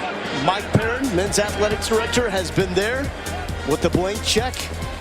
These are the results he's looking for. It's 28-0, Herman's Horns. Do you get your horns up all the livelong day? It's time for Longhorn Nation to celebrate the Texas faithful. Submit your entry today at LHNHallOfFame.com and be a part of the 40 Acres Forever, presented by Hook'emPlus.com. Welcome back to Austin. Longhorns lead at 28-0 in the third quarter. After halftime, I spoke with Brent Brenham, and he basically gave me a list of every missed opportunity they had in the first half. From the 4th and 1, from the missed interception, the missed tackles, the penalties that we're continuing to see in this second half. He said without those, we would be in this ballgame. He said moving forward, we have to get back to running the football. It's the only way they can get the tempo that they want on offense. They started to see that at the end of the first half. Chris, thank you so much. Only 13 carries for 38 yards. Flying into the play, Deshaun Elliott to try to snuff out this screen pass as Oliver ends up getting positive yardage out of it. But we talk about the missed opportunities. We had that ball down the sideline that we saw Bailey Gaither nearly had a chance to make a play on, just a little bit out of his reach. If he catches that ball, San Jose State is on the board, and this game has a different complexion to it. 2nd and 4 now. Freshman quarterback Montel Aaron gives it up, big contact as Dejon Packard is met near the line. Yeah, Malik Jefferson Really starting to get comfortable. Plays outside linebacker, inside linebacker. Can do it all for this defense. Todd Orlando relies and trusts in his abilities. Trying to make it back-to-back 3 and outs. San Jose State looking for their second third down conversion of this game. Drew a pass interference on a 3rd down off to Sean Elliott. Aaron looking for the big tight end. He's got him, but he will be dragged down by Nashawn Hughes. And that will be well short of the 1st down marker. The freshman quarterback is trying to plead his case. He wants San Jose State to go for it on 4th and 3. Yeah, it's a freshman move. Yeah, mistake. And let me give credit to the previous play. Nashawn Hughes, this young man, listen. He's come in, he was a project for this Texas staff, the previous Texas staff. Played some defensive line, now kind of more of in a linebacker role. That time they're doing something he's not used to doing. Tracked down one of the top talents and drug him down. Great play from Nashawn Hughes. How about this? He made his 28th career start today. Wow. That ties him with Jason Hall for the most career starts. Wow. Impressive. Players on this Texas roster. Got a flag on this return. Try to sort this one out. During the kick, holding number 14 of the receiving team. That'll be 10 yards from the end of the kick. 1st down, Texas. Media timeout. So there will be some coaching points to go through. Even if this result holds 28-0, Tom Herman has things that he can clean up. Nashawn Hughes, the senior, making plays in space, dragging down the big tight end.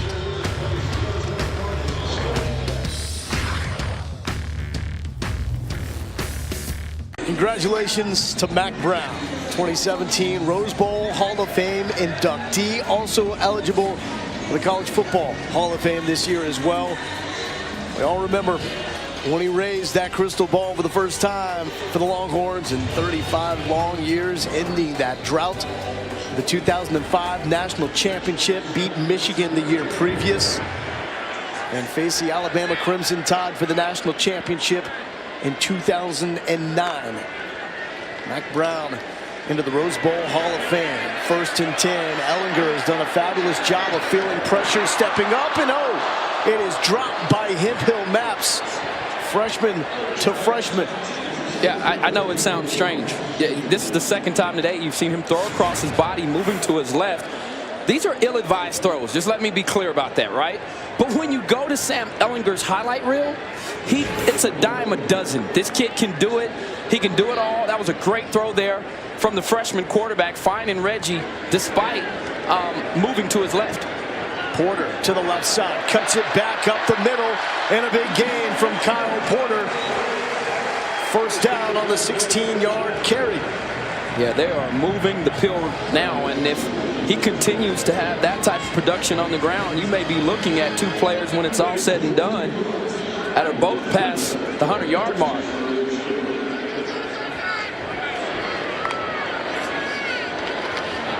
Another carry for Porter, really picking it up here in the 2nd half, but that was some authority from Aguayo. As Porter, 59 yards before that rush. Chris Warren, the 3rd, checks in. He's at 128. 5th career 100-yard performance. 2nd and 9. Humphrey in motion. Over the middle. And this time it is hauled in. Reggie Hemphill Maps for the 1st down. With every snap, it looks like Ellinger is getting more and more comfortable. No surprise there, Mark. Yeah, I like what the offense is doing, too, to help him out that time there. With motion across the field coming from Little Jordan Humphrey, just completely widens the defense and opens up those lanes in the middle of the field. Warren, left side, big hole, big collision, and close to the 1st down marker. Yeah, this kid, when he gets going, man, he can put defenders in body bags. I mean, seriously. Yeah, it's the kind of player and forcefulness that if you go in there not using the proper technique on Chris Warren, you will get hurt. The offensive line setting up this performance for the Texas ground game. Back to one, following Vahe, breaks out of a leg tackle, and back-to-back first down carries for Chris Warren III. This O-line looks like a different group this week. Yeah, and great sign here for Texas that they're able to get the ground game going, and that's twofold. The offensive line is creating those creases and running lanes necessary to pound the peel, but the running backs finding the space and then finishing off these runs like we've seen Porter and Warren do today. We talk about the running game. As Ellinger has plenty of time, overthrows hip hill maps. Talk about the running game. We also talk about the matchup coming up against the USC Trojans. They opened up their year with a performance against Western Michigan that wasn't all that hot. They won the game, but they got thrashed on the ground by the Broncos. Underwhelming, and I think dating back to spring ball, when you listen to Coach Helton, this was a group that it appeared as though was reading their press clippings. And I think Texas, after gaining some confidence today, is going to surprise some people when they go on the road next week. Porter, another carry. Ginda is there. USC takes on Stanford in the slugfest. 7:30 Central Time start to that ball game. A 3rd and 7 coming up. Texas 8 for 12 on 3rd downs. Monty Foreman has been huge on this money down. That's really been his role to open up this season. The go-to guy on 3rd down. Colin Johnson, bottom of the screen. It's been a quiet performance for big number 9. And in all fairness, they've been rolling coverage his way, trying to prevent him from popping a big one. Pressure coming from Ellinger's left.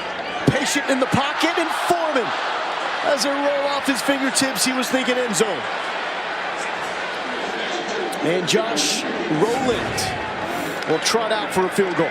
Hard to critique that ball there. You see it, not the perfect spiral that I'm sure Ellinger was looking for. And you can see it was moving around, wasn't tightly wound. However, you saw him on the throw where he had Reggie Hemphill's maps here in the flat. As you become a more experienced quarterback, you'd like to think that he's going to dig into his arsenal and get the right touch for those passes to get those completions. Joshua Rowland looking for his first field goal as a Texas Longhorn. This one trying to come back to the left. He has now missed his first 3 attempts. Had a miss against Maryland, had one blocked, and that one stays right. That brings us to our StubHub season schedule. So you opened up against very young quarterbacks. Pigram making his 2nd career start. Aaron making his 1st career start here. You got USC, Iowa State, Kansas State, Oklahoma, and Oklahoma State coming up. With USC, K-State, OU, OSU, you are talking about some of the best quarterbacks in America. Darnold, Ertz entered the day #1 in pass efficiency. Mason Rudolph and another monster performance last night. And Baker Mayfield, 2-time Heisman finalist. Better get ready for the quarterback play on the other side to be picked up. And they better get ready for that man, Ty Orlando, because this defense is very unique. In a myriad of ways they can blitz you and pressure you. Aaron all day. Looking sideline, this one is picked off. Holton Hill, will he make it 3 for 3? Hill cutting it back, and Holton Hill, 3 career interceptions, all returned for touchdowns.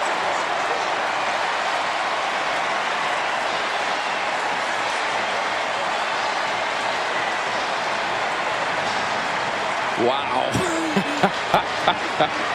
3 interceptions in his career, and every time he's picked the pill, he's found pay dirt. They've called him Hollywood, and right now he is starring in his own movie. As Holton Hill right now really showing just how good he can be, and the reality of it is the young freshman quarterback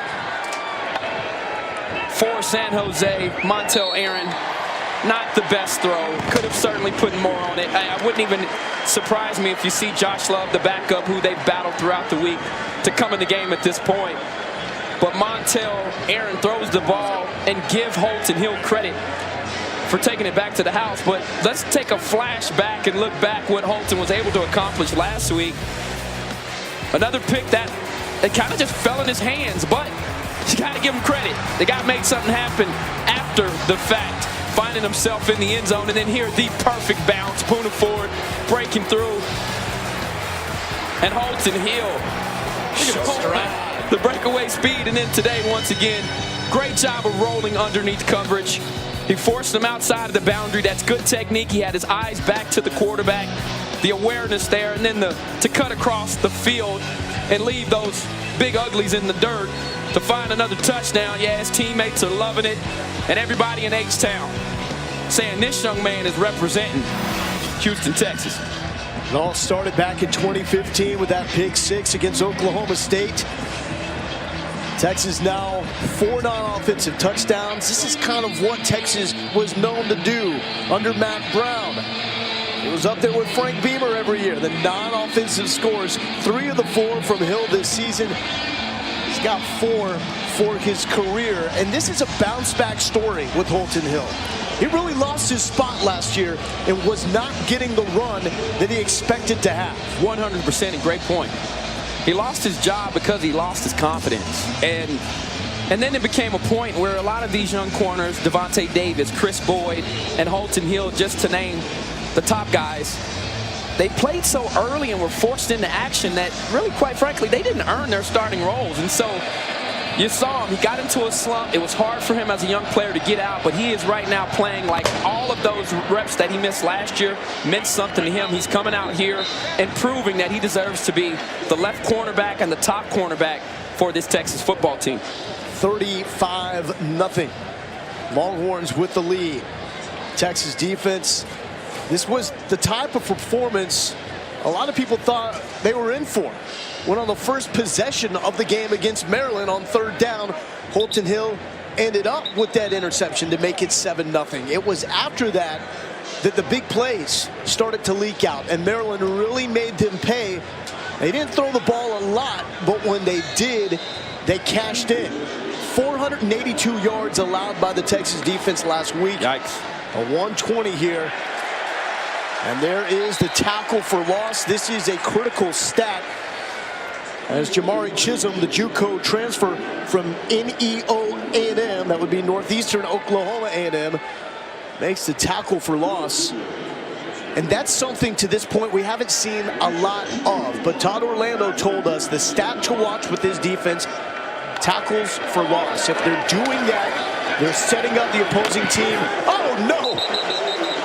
Big hit here from Devontae Davis, setting up the other team in predictable down and distance like we have right here coming up on this 3rd down. Yeah, and talking about a guy who lost his job, Devontae Davis. Watch the boom here.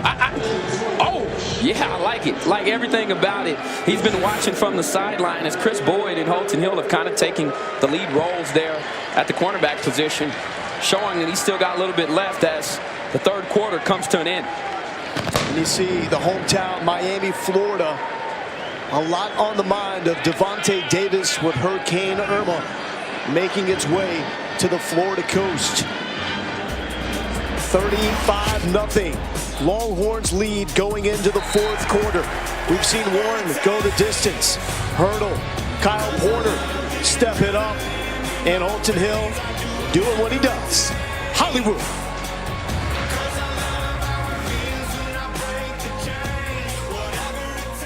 M&M's are my favorite tip treats. Why? Because it reminds me of all the teams we beat. Baylor, Kansas, Oklahoma State. You get the idea? I'm in the mood for some Oklahoma State. But the sweetest of them all, red and yellow.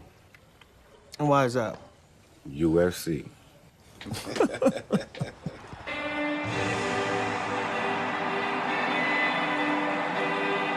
Do you get your horns up all the livelong day? It's time for Longhorn Nation to celebrate the Texas faithful. Enter for a chance to win the honor of being inducted into the Longhorn Nation at LHNHallOfFame.com and be a part of the 40 Acres Forever, presented by Hook'emPlus.com. Texas up on San Jose State 35-0. A couple things in particular that will drive coaches nuts. Turnovers, penalties. 2 turnovers for Texas last week, and how about 117 penalty yards? Much better this week. For more, here's Chris Button. Yeah, those penalties certainly drove Tom Herman nuts this past week. When we talked to him, he said he definitely knew that it was some mental errors. So I asked him, how do you fix that during the week of practice? And he says, this is what I tell my guys. There is nothing that we teach you that is illegal. So when you're out on the field, think about it. Is this what we were taught? Am I listening to my coaching? A lot of times what happens is the guys either are trying to be too perfect or they're not thinking enough. And he was so agitated by it that he even reiterated it to me this morning that this was the biggest thing that he wanted to see different from last week was the correction of penalties. Well, it goes back to the trust, Ahmad, and believing in what you are being taught and understanding. Also, not just the penalties, but the big plays defensively that were given up. Just do your job. Yeah. You don't have to make the play, but you have to do your job. Absolutely. It's a great report there from Chris, and I thought it was interesting listening to what he said, and I couldn't agree more with his comments. Taking a break, it's Tom Herman.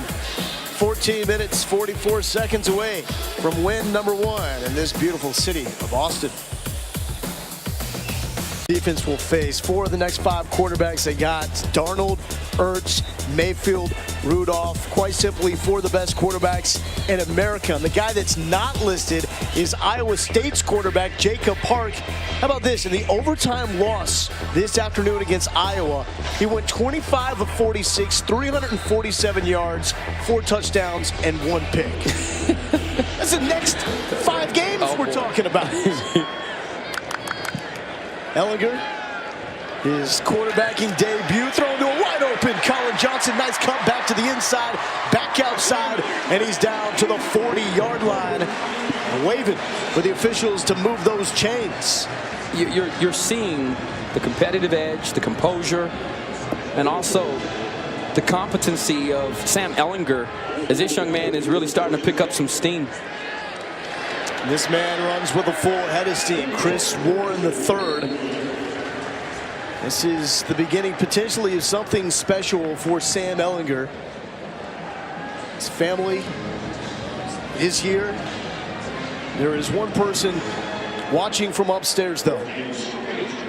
2013, Ellinger's father passed away while swimming in a triathlon in San Francisco. That was before Sam Ellinger even started his storied high school career at Austin Westlake. So he had to soldier on for his family without his father. That pass is on the button to Hemphill Maps, who breaks free for more to the 10-yard line.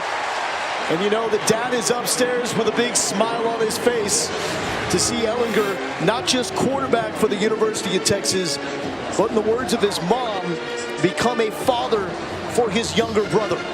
An amazing story. It's so touching. And when life throws stuff like that at you, football games become extremely easy. Picking up a blitz coverage is not hard at all, and he's proving that today as this young man.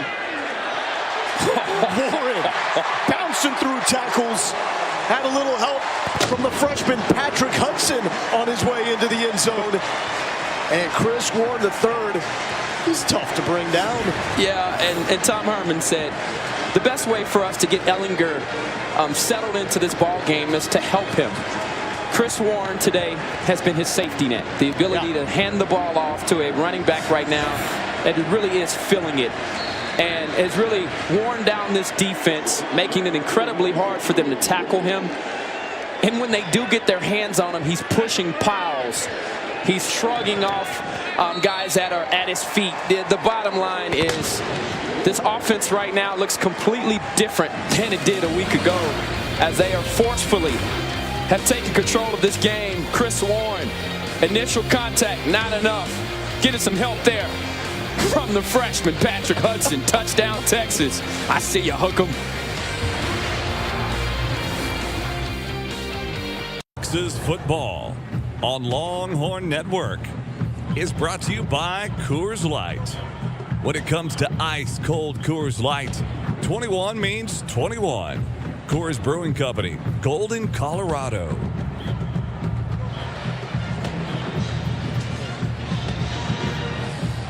A lot of that, be up and down with every point that Texas has put on the board, 42 precisely. Nothing for San Jose State. There are the standouts for the Longhorns. A junior running back, 166 yards for Chris Warren III. Sam Ellinger, first career start with a true freshman. Getting some love right there for Shane Buechele, who's out with a shoulder injury. 260, maybe more importantly, no turnovers. I think you're right. Now, if you're watching and you've been watching the game, San Jose State potentially could have had 2 interceptions, one that was actually dropped. But give him credit. You know, he's found ways to still make plays with his feet, which I think has been the best part of his game today. Gaither on the return. Not much going. The football loose. Texas believes it is, and they signal they got the football. Antoine Davis comes up with the rock.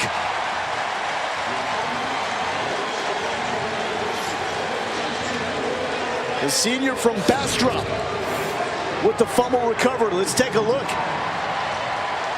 And it's Jason Hall, the former starter at safety. Just pokes that one out.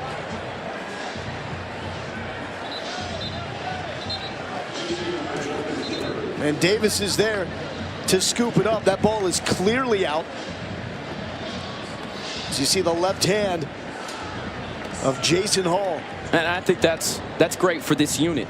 This kickoff unit has struggled at times, even early on in this season. And so to be able to get a turnover, that could be the boost they need to help them be a unit and really help this team win ball games down the road. The give to Porter, slips a tackle, following Vahe to the 10-yard line. Oh, that was nice. I mean, he's so patient. Watching this young man win a state title there at Katy, you know, he's one of those types of backs that he can do it all for his team. And that time there, just the stop and go abilities, as there's an injured Horn on the field, number 73, Patrick Hudson. Hudson, the redshirt freshman. Down in pain. We saw him help Chris Warren III into the end zone on his latest touchdown. And one of the concerns for this team is your starting 11 on both sides of the ball is pretty strong. Yeah. It's the depth of this team. And when you look at the top 10 teams in the country, what stands out? They go too deep. They've got a wave of guys that they can throw at you. And for Texas, still trying to find that. Now, I think part of it is some of the guys in backup roles aren't necessarily proven because they haven't been given their opportunity. Hudson obviously redshirted. A young man that came in here was a promising prospect. Signed, well, he was supposed to end up at Baylor. Indeed. But when that was opened up, he was able to come down here at the University of Texas. We're talking about a top 300 prospect. No doubt. Offensive line. Yeah, you can see the replay here. That's him pulling up top at the top of your screen. And he just gets, you know, they just get into his pads there. And you hope he's okay, for the simple fact that this Texas offensive line is starting to find some momentum. And one of the young players, Patrick Hudson, making a difference. I thought last week Denzel Okafor played right tackle. Behind Tristan Nicholson was also very solid. So you're starting to try to build that group up front, and they do a lot of cross training across this line. So there are guys that certainly can play multiple positions, but the reality of it is you want to be deep on the defensive and offensive line to have a shot. And you see Texas 4 for 4, punching it in the red zone. You mentioned depth of the offensive line. Okafor, he's now playing left tackle in place of Connor Williams. The forward pitch to Foreman, hesitation. He's got the corner, and Armanti Foreman has the pylon. But the whistle blows before he finds Pater. Down to the 1-yard line for Armanti Foreman. A great job there, shrugging off that left foot clearly out. Great call there by the officials, because from here it almost looked like he got in, but the officials all over it. And Money getting up kind of gimpy, trying to work out that left leg. First and goal from the 1. Ellinger has not found the end zone yet. Foreman, another opportunity, and Armonte Foreman, the twin brother of Deontay, finds the end zone. To tack on another 6. It's nothing like points off of a turnover for any team. You know, anytime a team makes a mistake and you can make them play, outstanding field position because this kickoff unit was able to make a play, Jason Hall in particular. The result of that is Texas finding its momentum, finding its groove, making the necessary plays, and now punching in the end zone. As a team, this feels really good. And technically, that was the first touchdown pass of Sam Ehlinger's career. It's one of those forward pitches, not really a pass, but since it goes forward and the box score, that counts as a pass. Foreman, end zone, 49-0. Texas rolling. This is the San Jose State coaching staff, and you talk about a touch of class. This is a group, mainly West Coast guys, but they're all rocking the "We Are Houston Strong" t-shirts. They actually just showed the coaches on the Godzillatron here, and it was a nice applause from the Texas fans. A guy like Derek Odom, defensive coordinator, he actually coached at the University of Houston. Says a lot about Brent Brennan and having the heart at the right place. They would come here to Austin and represent the state of Texas like that. And it's been an amazing outpouring of support for the Houston area, for the Texas coast that was hit so hard by Hurricane Harvey. Just amazing to see how not only the state has come together, but folks from other states as well to support the people right now most in need. And that's the thousands of people affected by Hurricane Harvey all throughout the state of Texas and Louisiana as well. They need your support. You can help with the American Red Cross. They provide meals and shelters for those families affected. You can donate today by going to redcross.org/ESPN. And also, we want to keep in mind everybody in the state of Florida, as Irma is closing in on the Florida coast, that they have the same type of support. The fine folks here in the state of Texas have been granted. Who will lead the call there if necessary in Florida? Indeed. Who will be the Michael Dell for the state of Florida? Who will be the J.J. Watt if that situation arises? And the hope is that people can continue to come together in times when it's not just tragedy bringing us back together, but it has been an outpouring of support for those affected by Hurricane Harvey. Second down, Aaron throwing on the run and a completion on the sideline to Jaquan Blackwell. All right, let's get back into the quarterback discussion. Sam Darnold coming up. You faced a quarterback making his second start in Tyrell Pigrome, facing a freshman making his first start in Montel Aaron. From this performance, what makes you believe that part of this, if not all of it, can transfer to the matchup against Darnold in USC next week?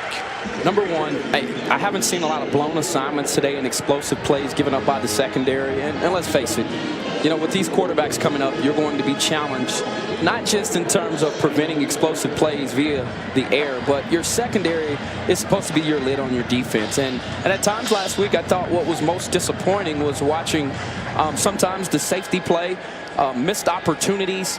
Yeah, I know there is a preseason All-American in P.J. Locke who didn't have his best game. And so if you've got all your horses playing the way that Texas knows that they can, I have no doubt in my mind that Texas can compete.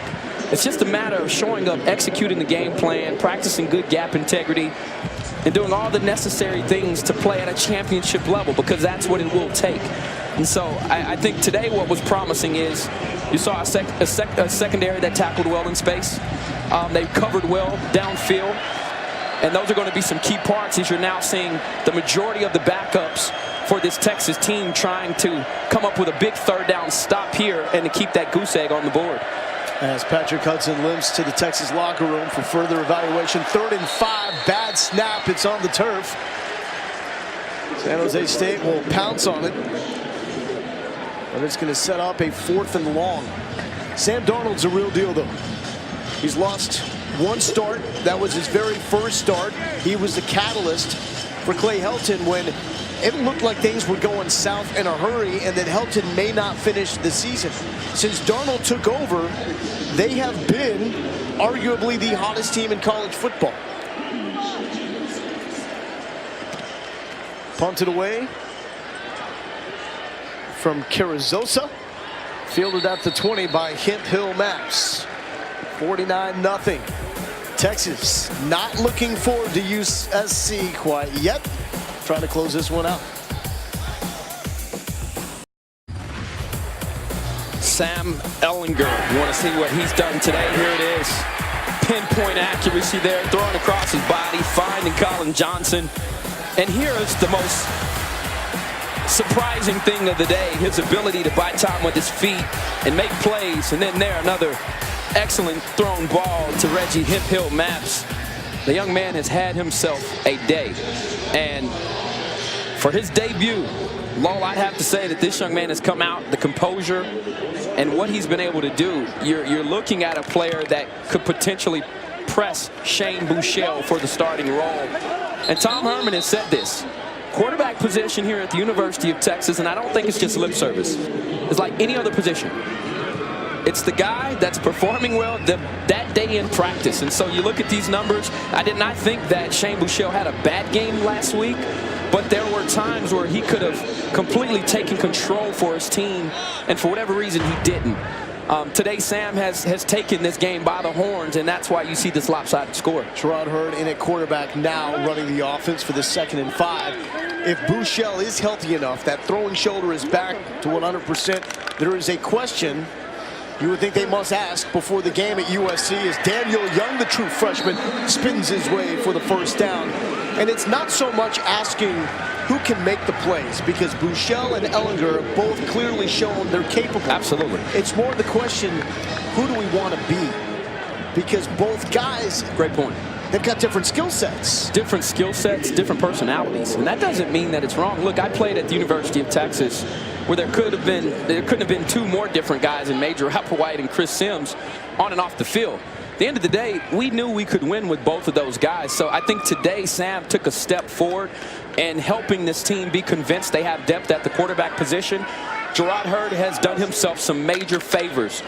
He's going to be a guy that they've got to rely on as Daniel Young, the promising running back that I know guys like Ricky Williams and Emmanuel Acho were heavy on signing day when Texas was able to get this young man doing a fine job with the touches he's given. But to the point with the quarterback, I think Texas feels much more comfortable today because of those two guys. Now, it also allows you the opportunity with Shane Buechele there on your left to help him nurse this injury. Today, there's no indication today that you need to rush him back, because it looks like you can run the same exact offense with Sam Ehlinger. He's competent enough to make plays. You're losing experience, obviously, with Shane Buechele being out, but I think what you get in Sam Ehlinger is a young guy ready to prove himself.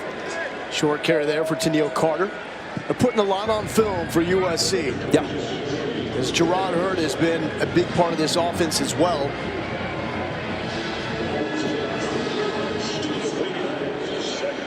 Yeah, these tempo offenses, they hate this part of the game, but they love this part of the game because you're so used to in practice going up-tempo. And when you're an up-tempo team, it's very rare that you take this long in between plays.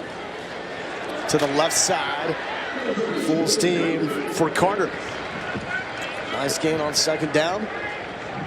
Yeah. I thought Tennille Carter last spring, because of all of the injuries at the running back position, gained some valuable experience, and he and both Daniel Young at some point will be counted on during this season.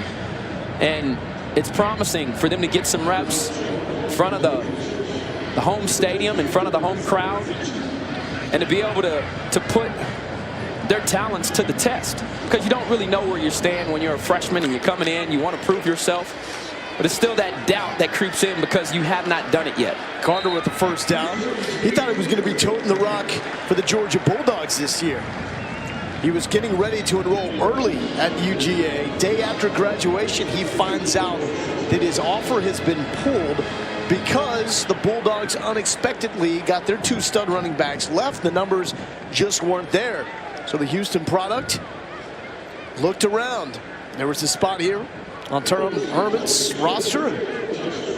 Carter signed up, the Under Armour All-American, an early enrollee to this Texas program. And another nice goal created up the middle. Kind of check out the offensive line right now. Big story when you look and you see Garrett Graff, number 54, playing on the offensive line. He was a walk-on until a couple of weeks ago when he sat down in the Texas meeting room for what he thought was a magic show.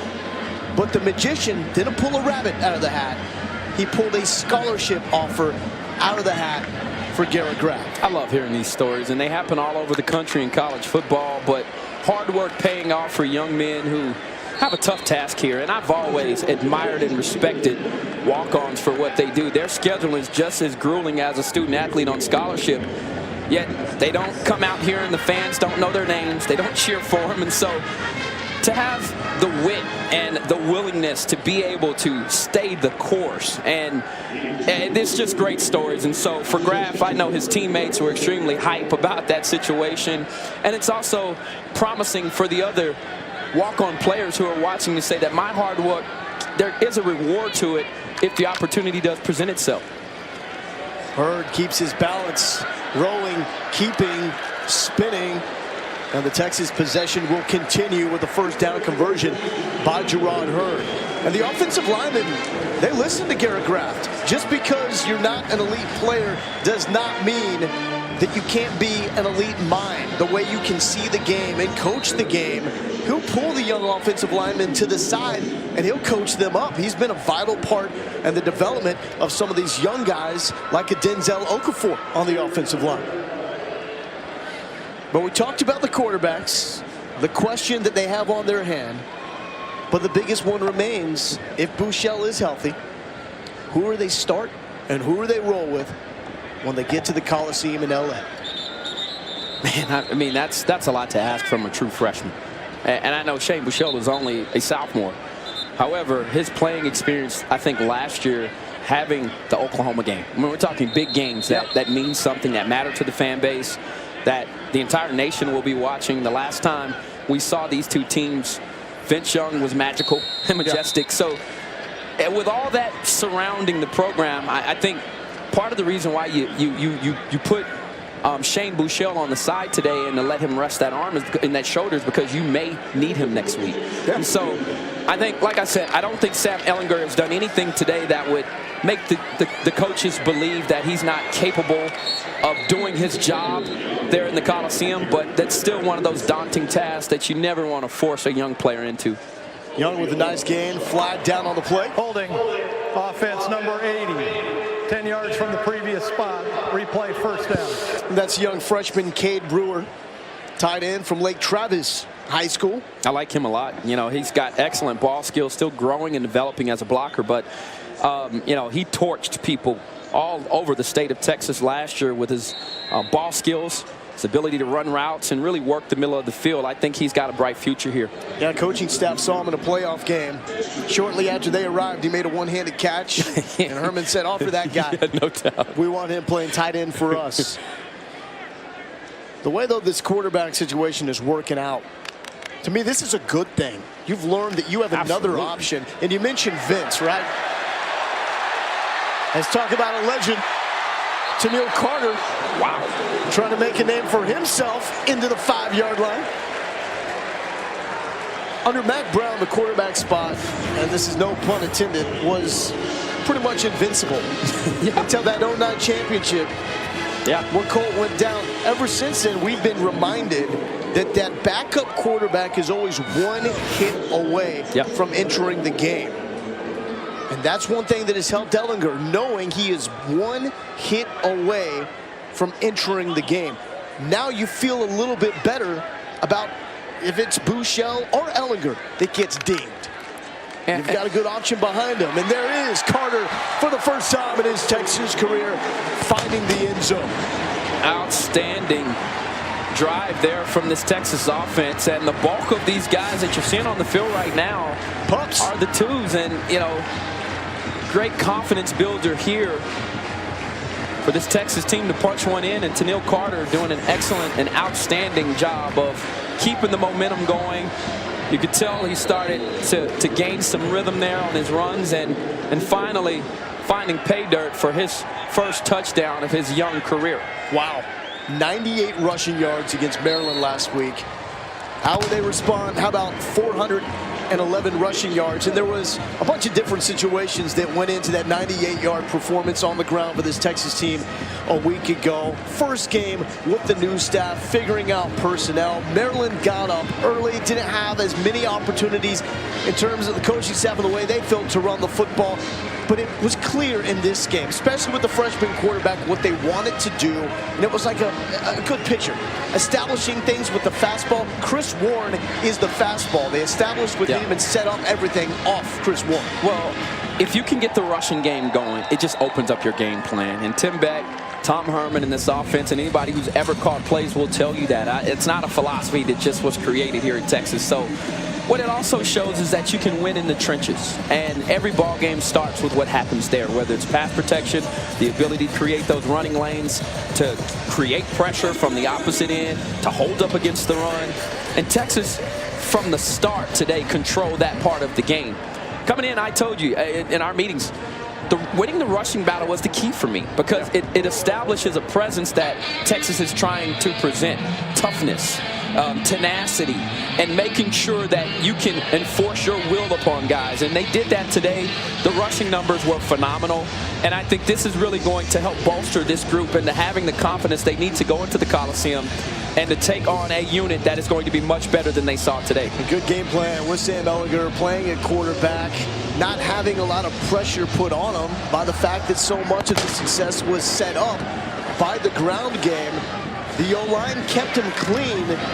It was really impressive, too, the way he feels pressure in the pocket and the way he moves around with the ebbs and flows of the way snap in, snap out, and each play develops. You know, Tom made the comment to Chris going in that he thought, you know, he had some jitters, and I could see those. But if that's what jitters look like for Sam Ehlinger, I'll take some jitters. in your first start for your dream school, I mean, you know, like I said, for this young man, he certainly came out today and helped himself in the quarterback race and in the quarterback room for people to really believe that this young man could be the answer and can certainly serve as a starting quarterback for Texas. Sam Allen entered this game as a third-string quarterback and now checks in for San Jose State after Montel Aaron, the redshirt freshman, got the start. Let's talk it and spin it to the Texas defense. 0 put up on the board. Don't have those twitched up, explosive athletes on the perimeter like we saw DJ Moore and company with the Maryland Terrapins, but still it's a big difference whoever you're playing, going from 51 allowed to 0. But you could feel it in our conversations with Todd Orlando. That was not acceptable, and he told us, do not let that performance define who we are as a defense. And he said this game would determine their character, what they're all about, because the mistakes that showed up last week, the coaching staff, including Tom Herman, said these were things that hadn't shown up since spring ball when they first arrived here as a staff. And I think all in all, what you're seeing as a Texas team as San Jose State pops off one of their bigger runs of the day. But this John Packard. Yeah, but this Texas team defensively today, I thought, was aggressive. They really set the tone with their presence. Early on, you saw some big pops. You saw some guys dragging down ball carriers, and they did a fine job today of finishing plays. Jason Hall with the pressure completed on the perimeter to Brandon Mitchell. Josh Thompson with the tackle. So under 90 seconds left in this ball game. Afterwards, right here on Longhorn Network, Texas Game Day Final. Alex Lowe, Ricky Williams, Corey Redding. Should I mention Maniacho? He'll have his feelings hurt if I don't. And Emmanuel Acho can also catch it streaming on the ESPN app. Completed once again to Austin Lyles. And now in junk time, Sam Allen getting this San Jose State offense going. But we really have been impressed with the direction that Brent Brennan has gotten the Spartans program going. He told us that there's something that gives him hope is he knows there's not a lot of guys that will understand the dynamics of the San Jose State program inside and out more than him. Dad played there. Wam was a cheerleader. He was an assistant coach under Dick Tomei and Mike McIntyre. And this is his first opportunity to be a head coach. And they hung with South Florida early on and made it interesting. Could have had some potential breaks going their way that would have changed the complexion of this game as that pass is thrown over the middle. Jason Hall and John Bonney there to break that one up. But you talk about the defining defensive play of the game. To me, it's 4th and 1. San Jose State driving. If they score, who knows what happens. And Malik Jefferson stuffs it. Yeah, I mean, big time play. And I think always the players and the coaches are what makes this play so special. And it kind of feels like this team is starting to get the right chemistry, that they're starting to believe in the right things, first and foremost themselves, as the official makes the call here. Offense number 54, 5-yard penalty, remains 3rd down. Tom Herman told us you hate to lose, does not make excuses for their loss, but did tell us good will come from that opening loss, because that was their job. They had to find a way to move forward from that loss. All sorts of pressure as Edwin Freeman brings down Allen, but a flag on the play. Holding. And if I'm Texas, I decline this. Holding. Offense number 72. That penalty is declined. Brings up 4th down. First sack of this ball game for either team. Joining Charles Omenihu as the only guys with sacks this season for the Texas defense. Great pursuit there from Freeman. He's gotten a lot of snaps around here. That makes the old ball coach very happy. It's Tom Herman in his 2nd time here in this stadium, gets his first win. And you know, for these Texas fans, you know, let's talk about the elephant in the room. It wasn't the type of turnout that I'm sure the players signed on to come here for. There are a lot of empty seats, but with these types of performances, people start to gain trust in what this team is going to be all about. And like I said, coming here to the University of Texas, the 2nd greatest decision I made in my life other than my fate that I chose. And I can say this much, it was the people that made this place special. The families I met along the way, the Hutchinson families, being around Mac Brown, the Hall of Famer, and all of the All-Americans that I played with. And you go and you tell yourself as a young man, this experience, there's nothing like it, and especially if you're a Texan. And I hope that these players get a chance to feel what it was like while I was here, to win, to go out in this city and embrace you, and you to be the biggest and baddest show on the road when you go as a Texas Longhorn. And they're starting to gain that confidence, and they didn't play like a ranked team last week, but today they came out here and certainly did what they needed to do. That embrace by Deshaun Elliott showed me a lot. He was tight with Charlie Strong, now tight with his head coach, Tom Herman, who's in the win column for the first time in his Texas career, and he does so behind a solid performance from a true freshman quarterback in Sam Ehlinger. And this was probably the best you could have hoped for. If you're a Texas fan, a Texas coach, or a player, there are still some correctable things here. And coaches, you hear Coach speak, you make your greatest improvements from week 1 to week 2 of the season. Boy, was this a completely different bunch today. The energy, the execution in which they played with, I thought today really separated them from the pack. And that's why you see such a lopsided score. And these Texas players today finally feeling the feeling of victory, something that not a lot of these guys throughout the last 3 or 4 years have felt, partly because of the downturn this program has been suffering, but this was a positive sign here today, Lo. Sam Ehlinger, 15 of 27, 222 yards, a touchdown, no turnovers in his Texas debut. He was brilliant, controlling the pressure that San Jose State sent his way. Have to find out the status of Shane Buechele. Did not throw in practice this week with a bruised throwing shoulder. What does it mean going forward to next week's trip to USC? Here's the bottom line. It's the eyes of Texas, and for the first time, Tom Herman will belt this one out following a victory. After the Horns, stay tuned for Texas Game Day. Until then. All right, right, thank you, Lowell. Welcome into Texas Game Day Final, the first victorious one of the Tom Herman era in a 56-0 drubbing of San Jose State. It's the largest margin of victory for Texas in 8 years, their first shutout in 3 years. An impressive effort overall, gentlemen. Impressive indeed. 623 total yards as players and coaches salute the fans, the band with the eyes of Texas. 623 total yards, 411 on the ground, and at least for one day silencing the critics about the lack of a run game. Welcome into Game Day Final alongside Manny Acho, Corey Redding, Ricky Williams. I'm Alex Loeb. Gentlemen, overall thoughts coming off a very different game. Granted, a different opponent, but a very different game and outcome than the one we saw last week. Very strong game. This is what this Texas team needed to come out here and do. This is the kind of game you want to have, especially going into a big game next week. They executed well. There's still enough mistakes on the tape that you can learn from. Very, very strong game. I think different. I think, last week we saw 52 passes. Today we saw over 400 yards rushing. I'm happy. Football is simple. Football is simple.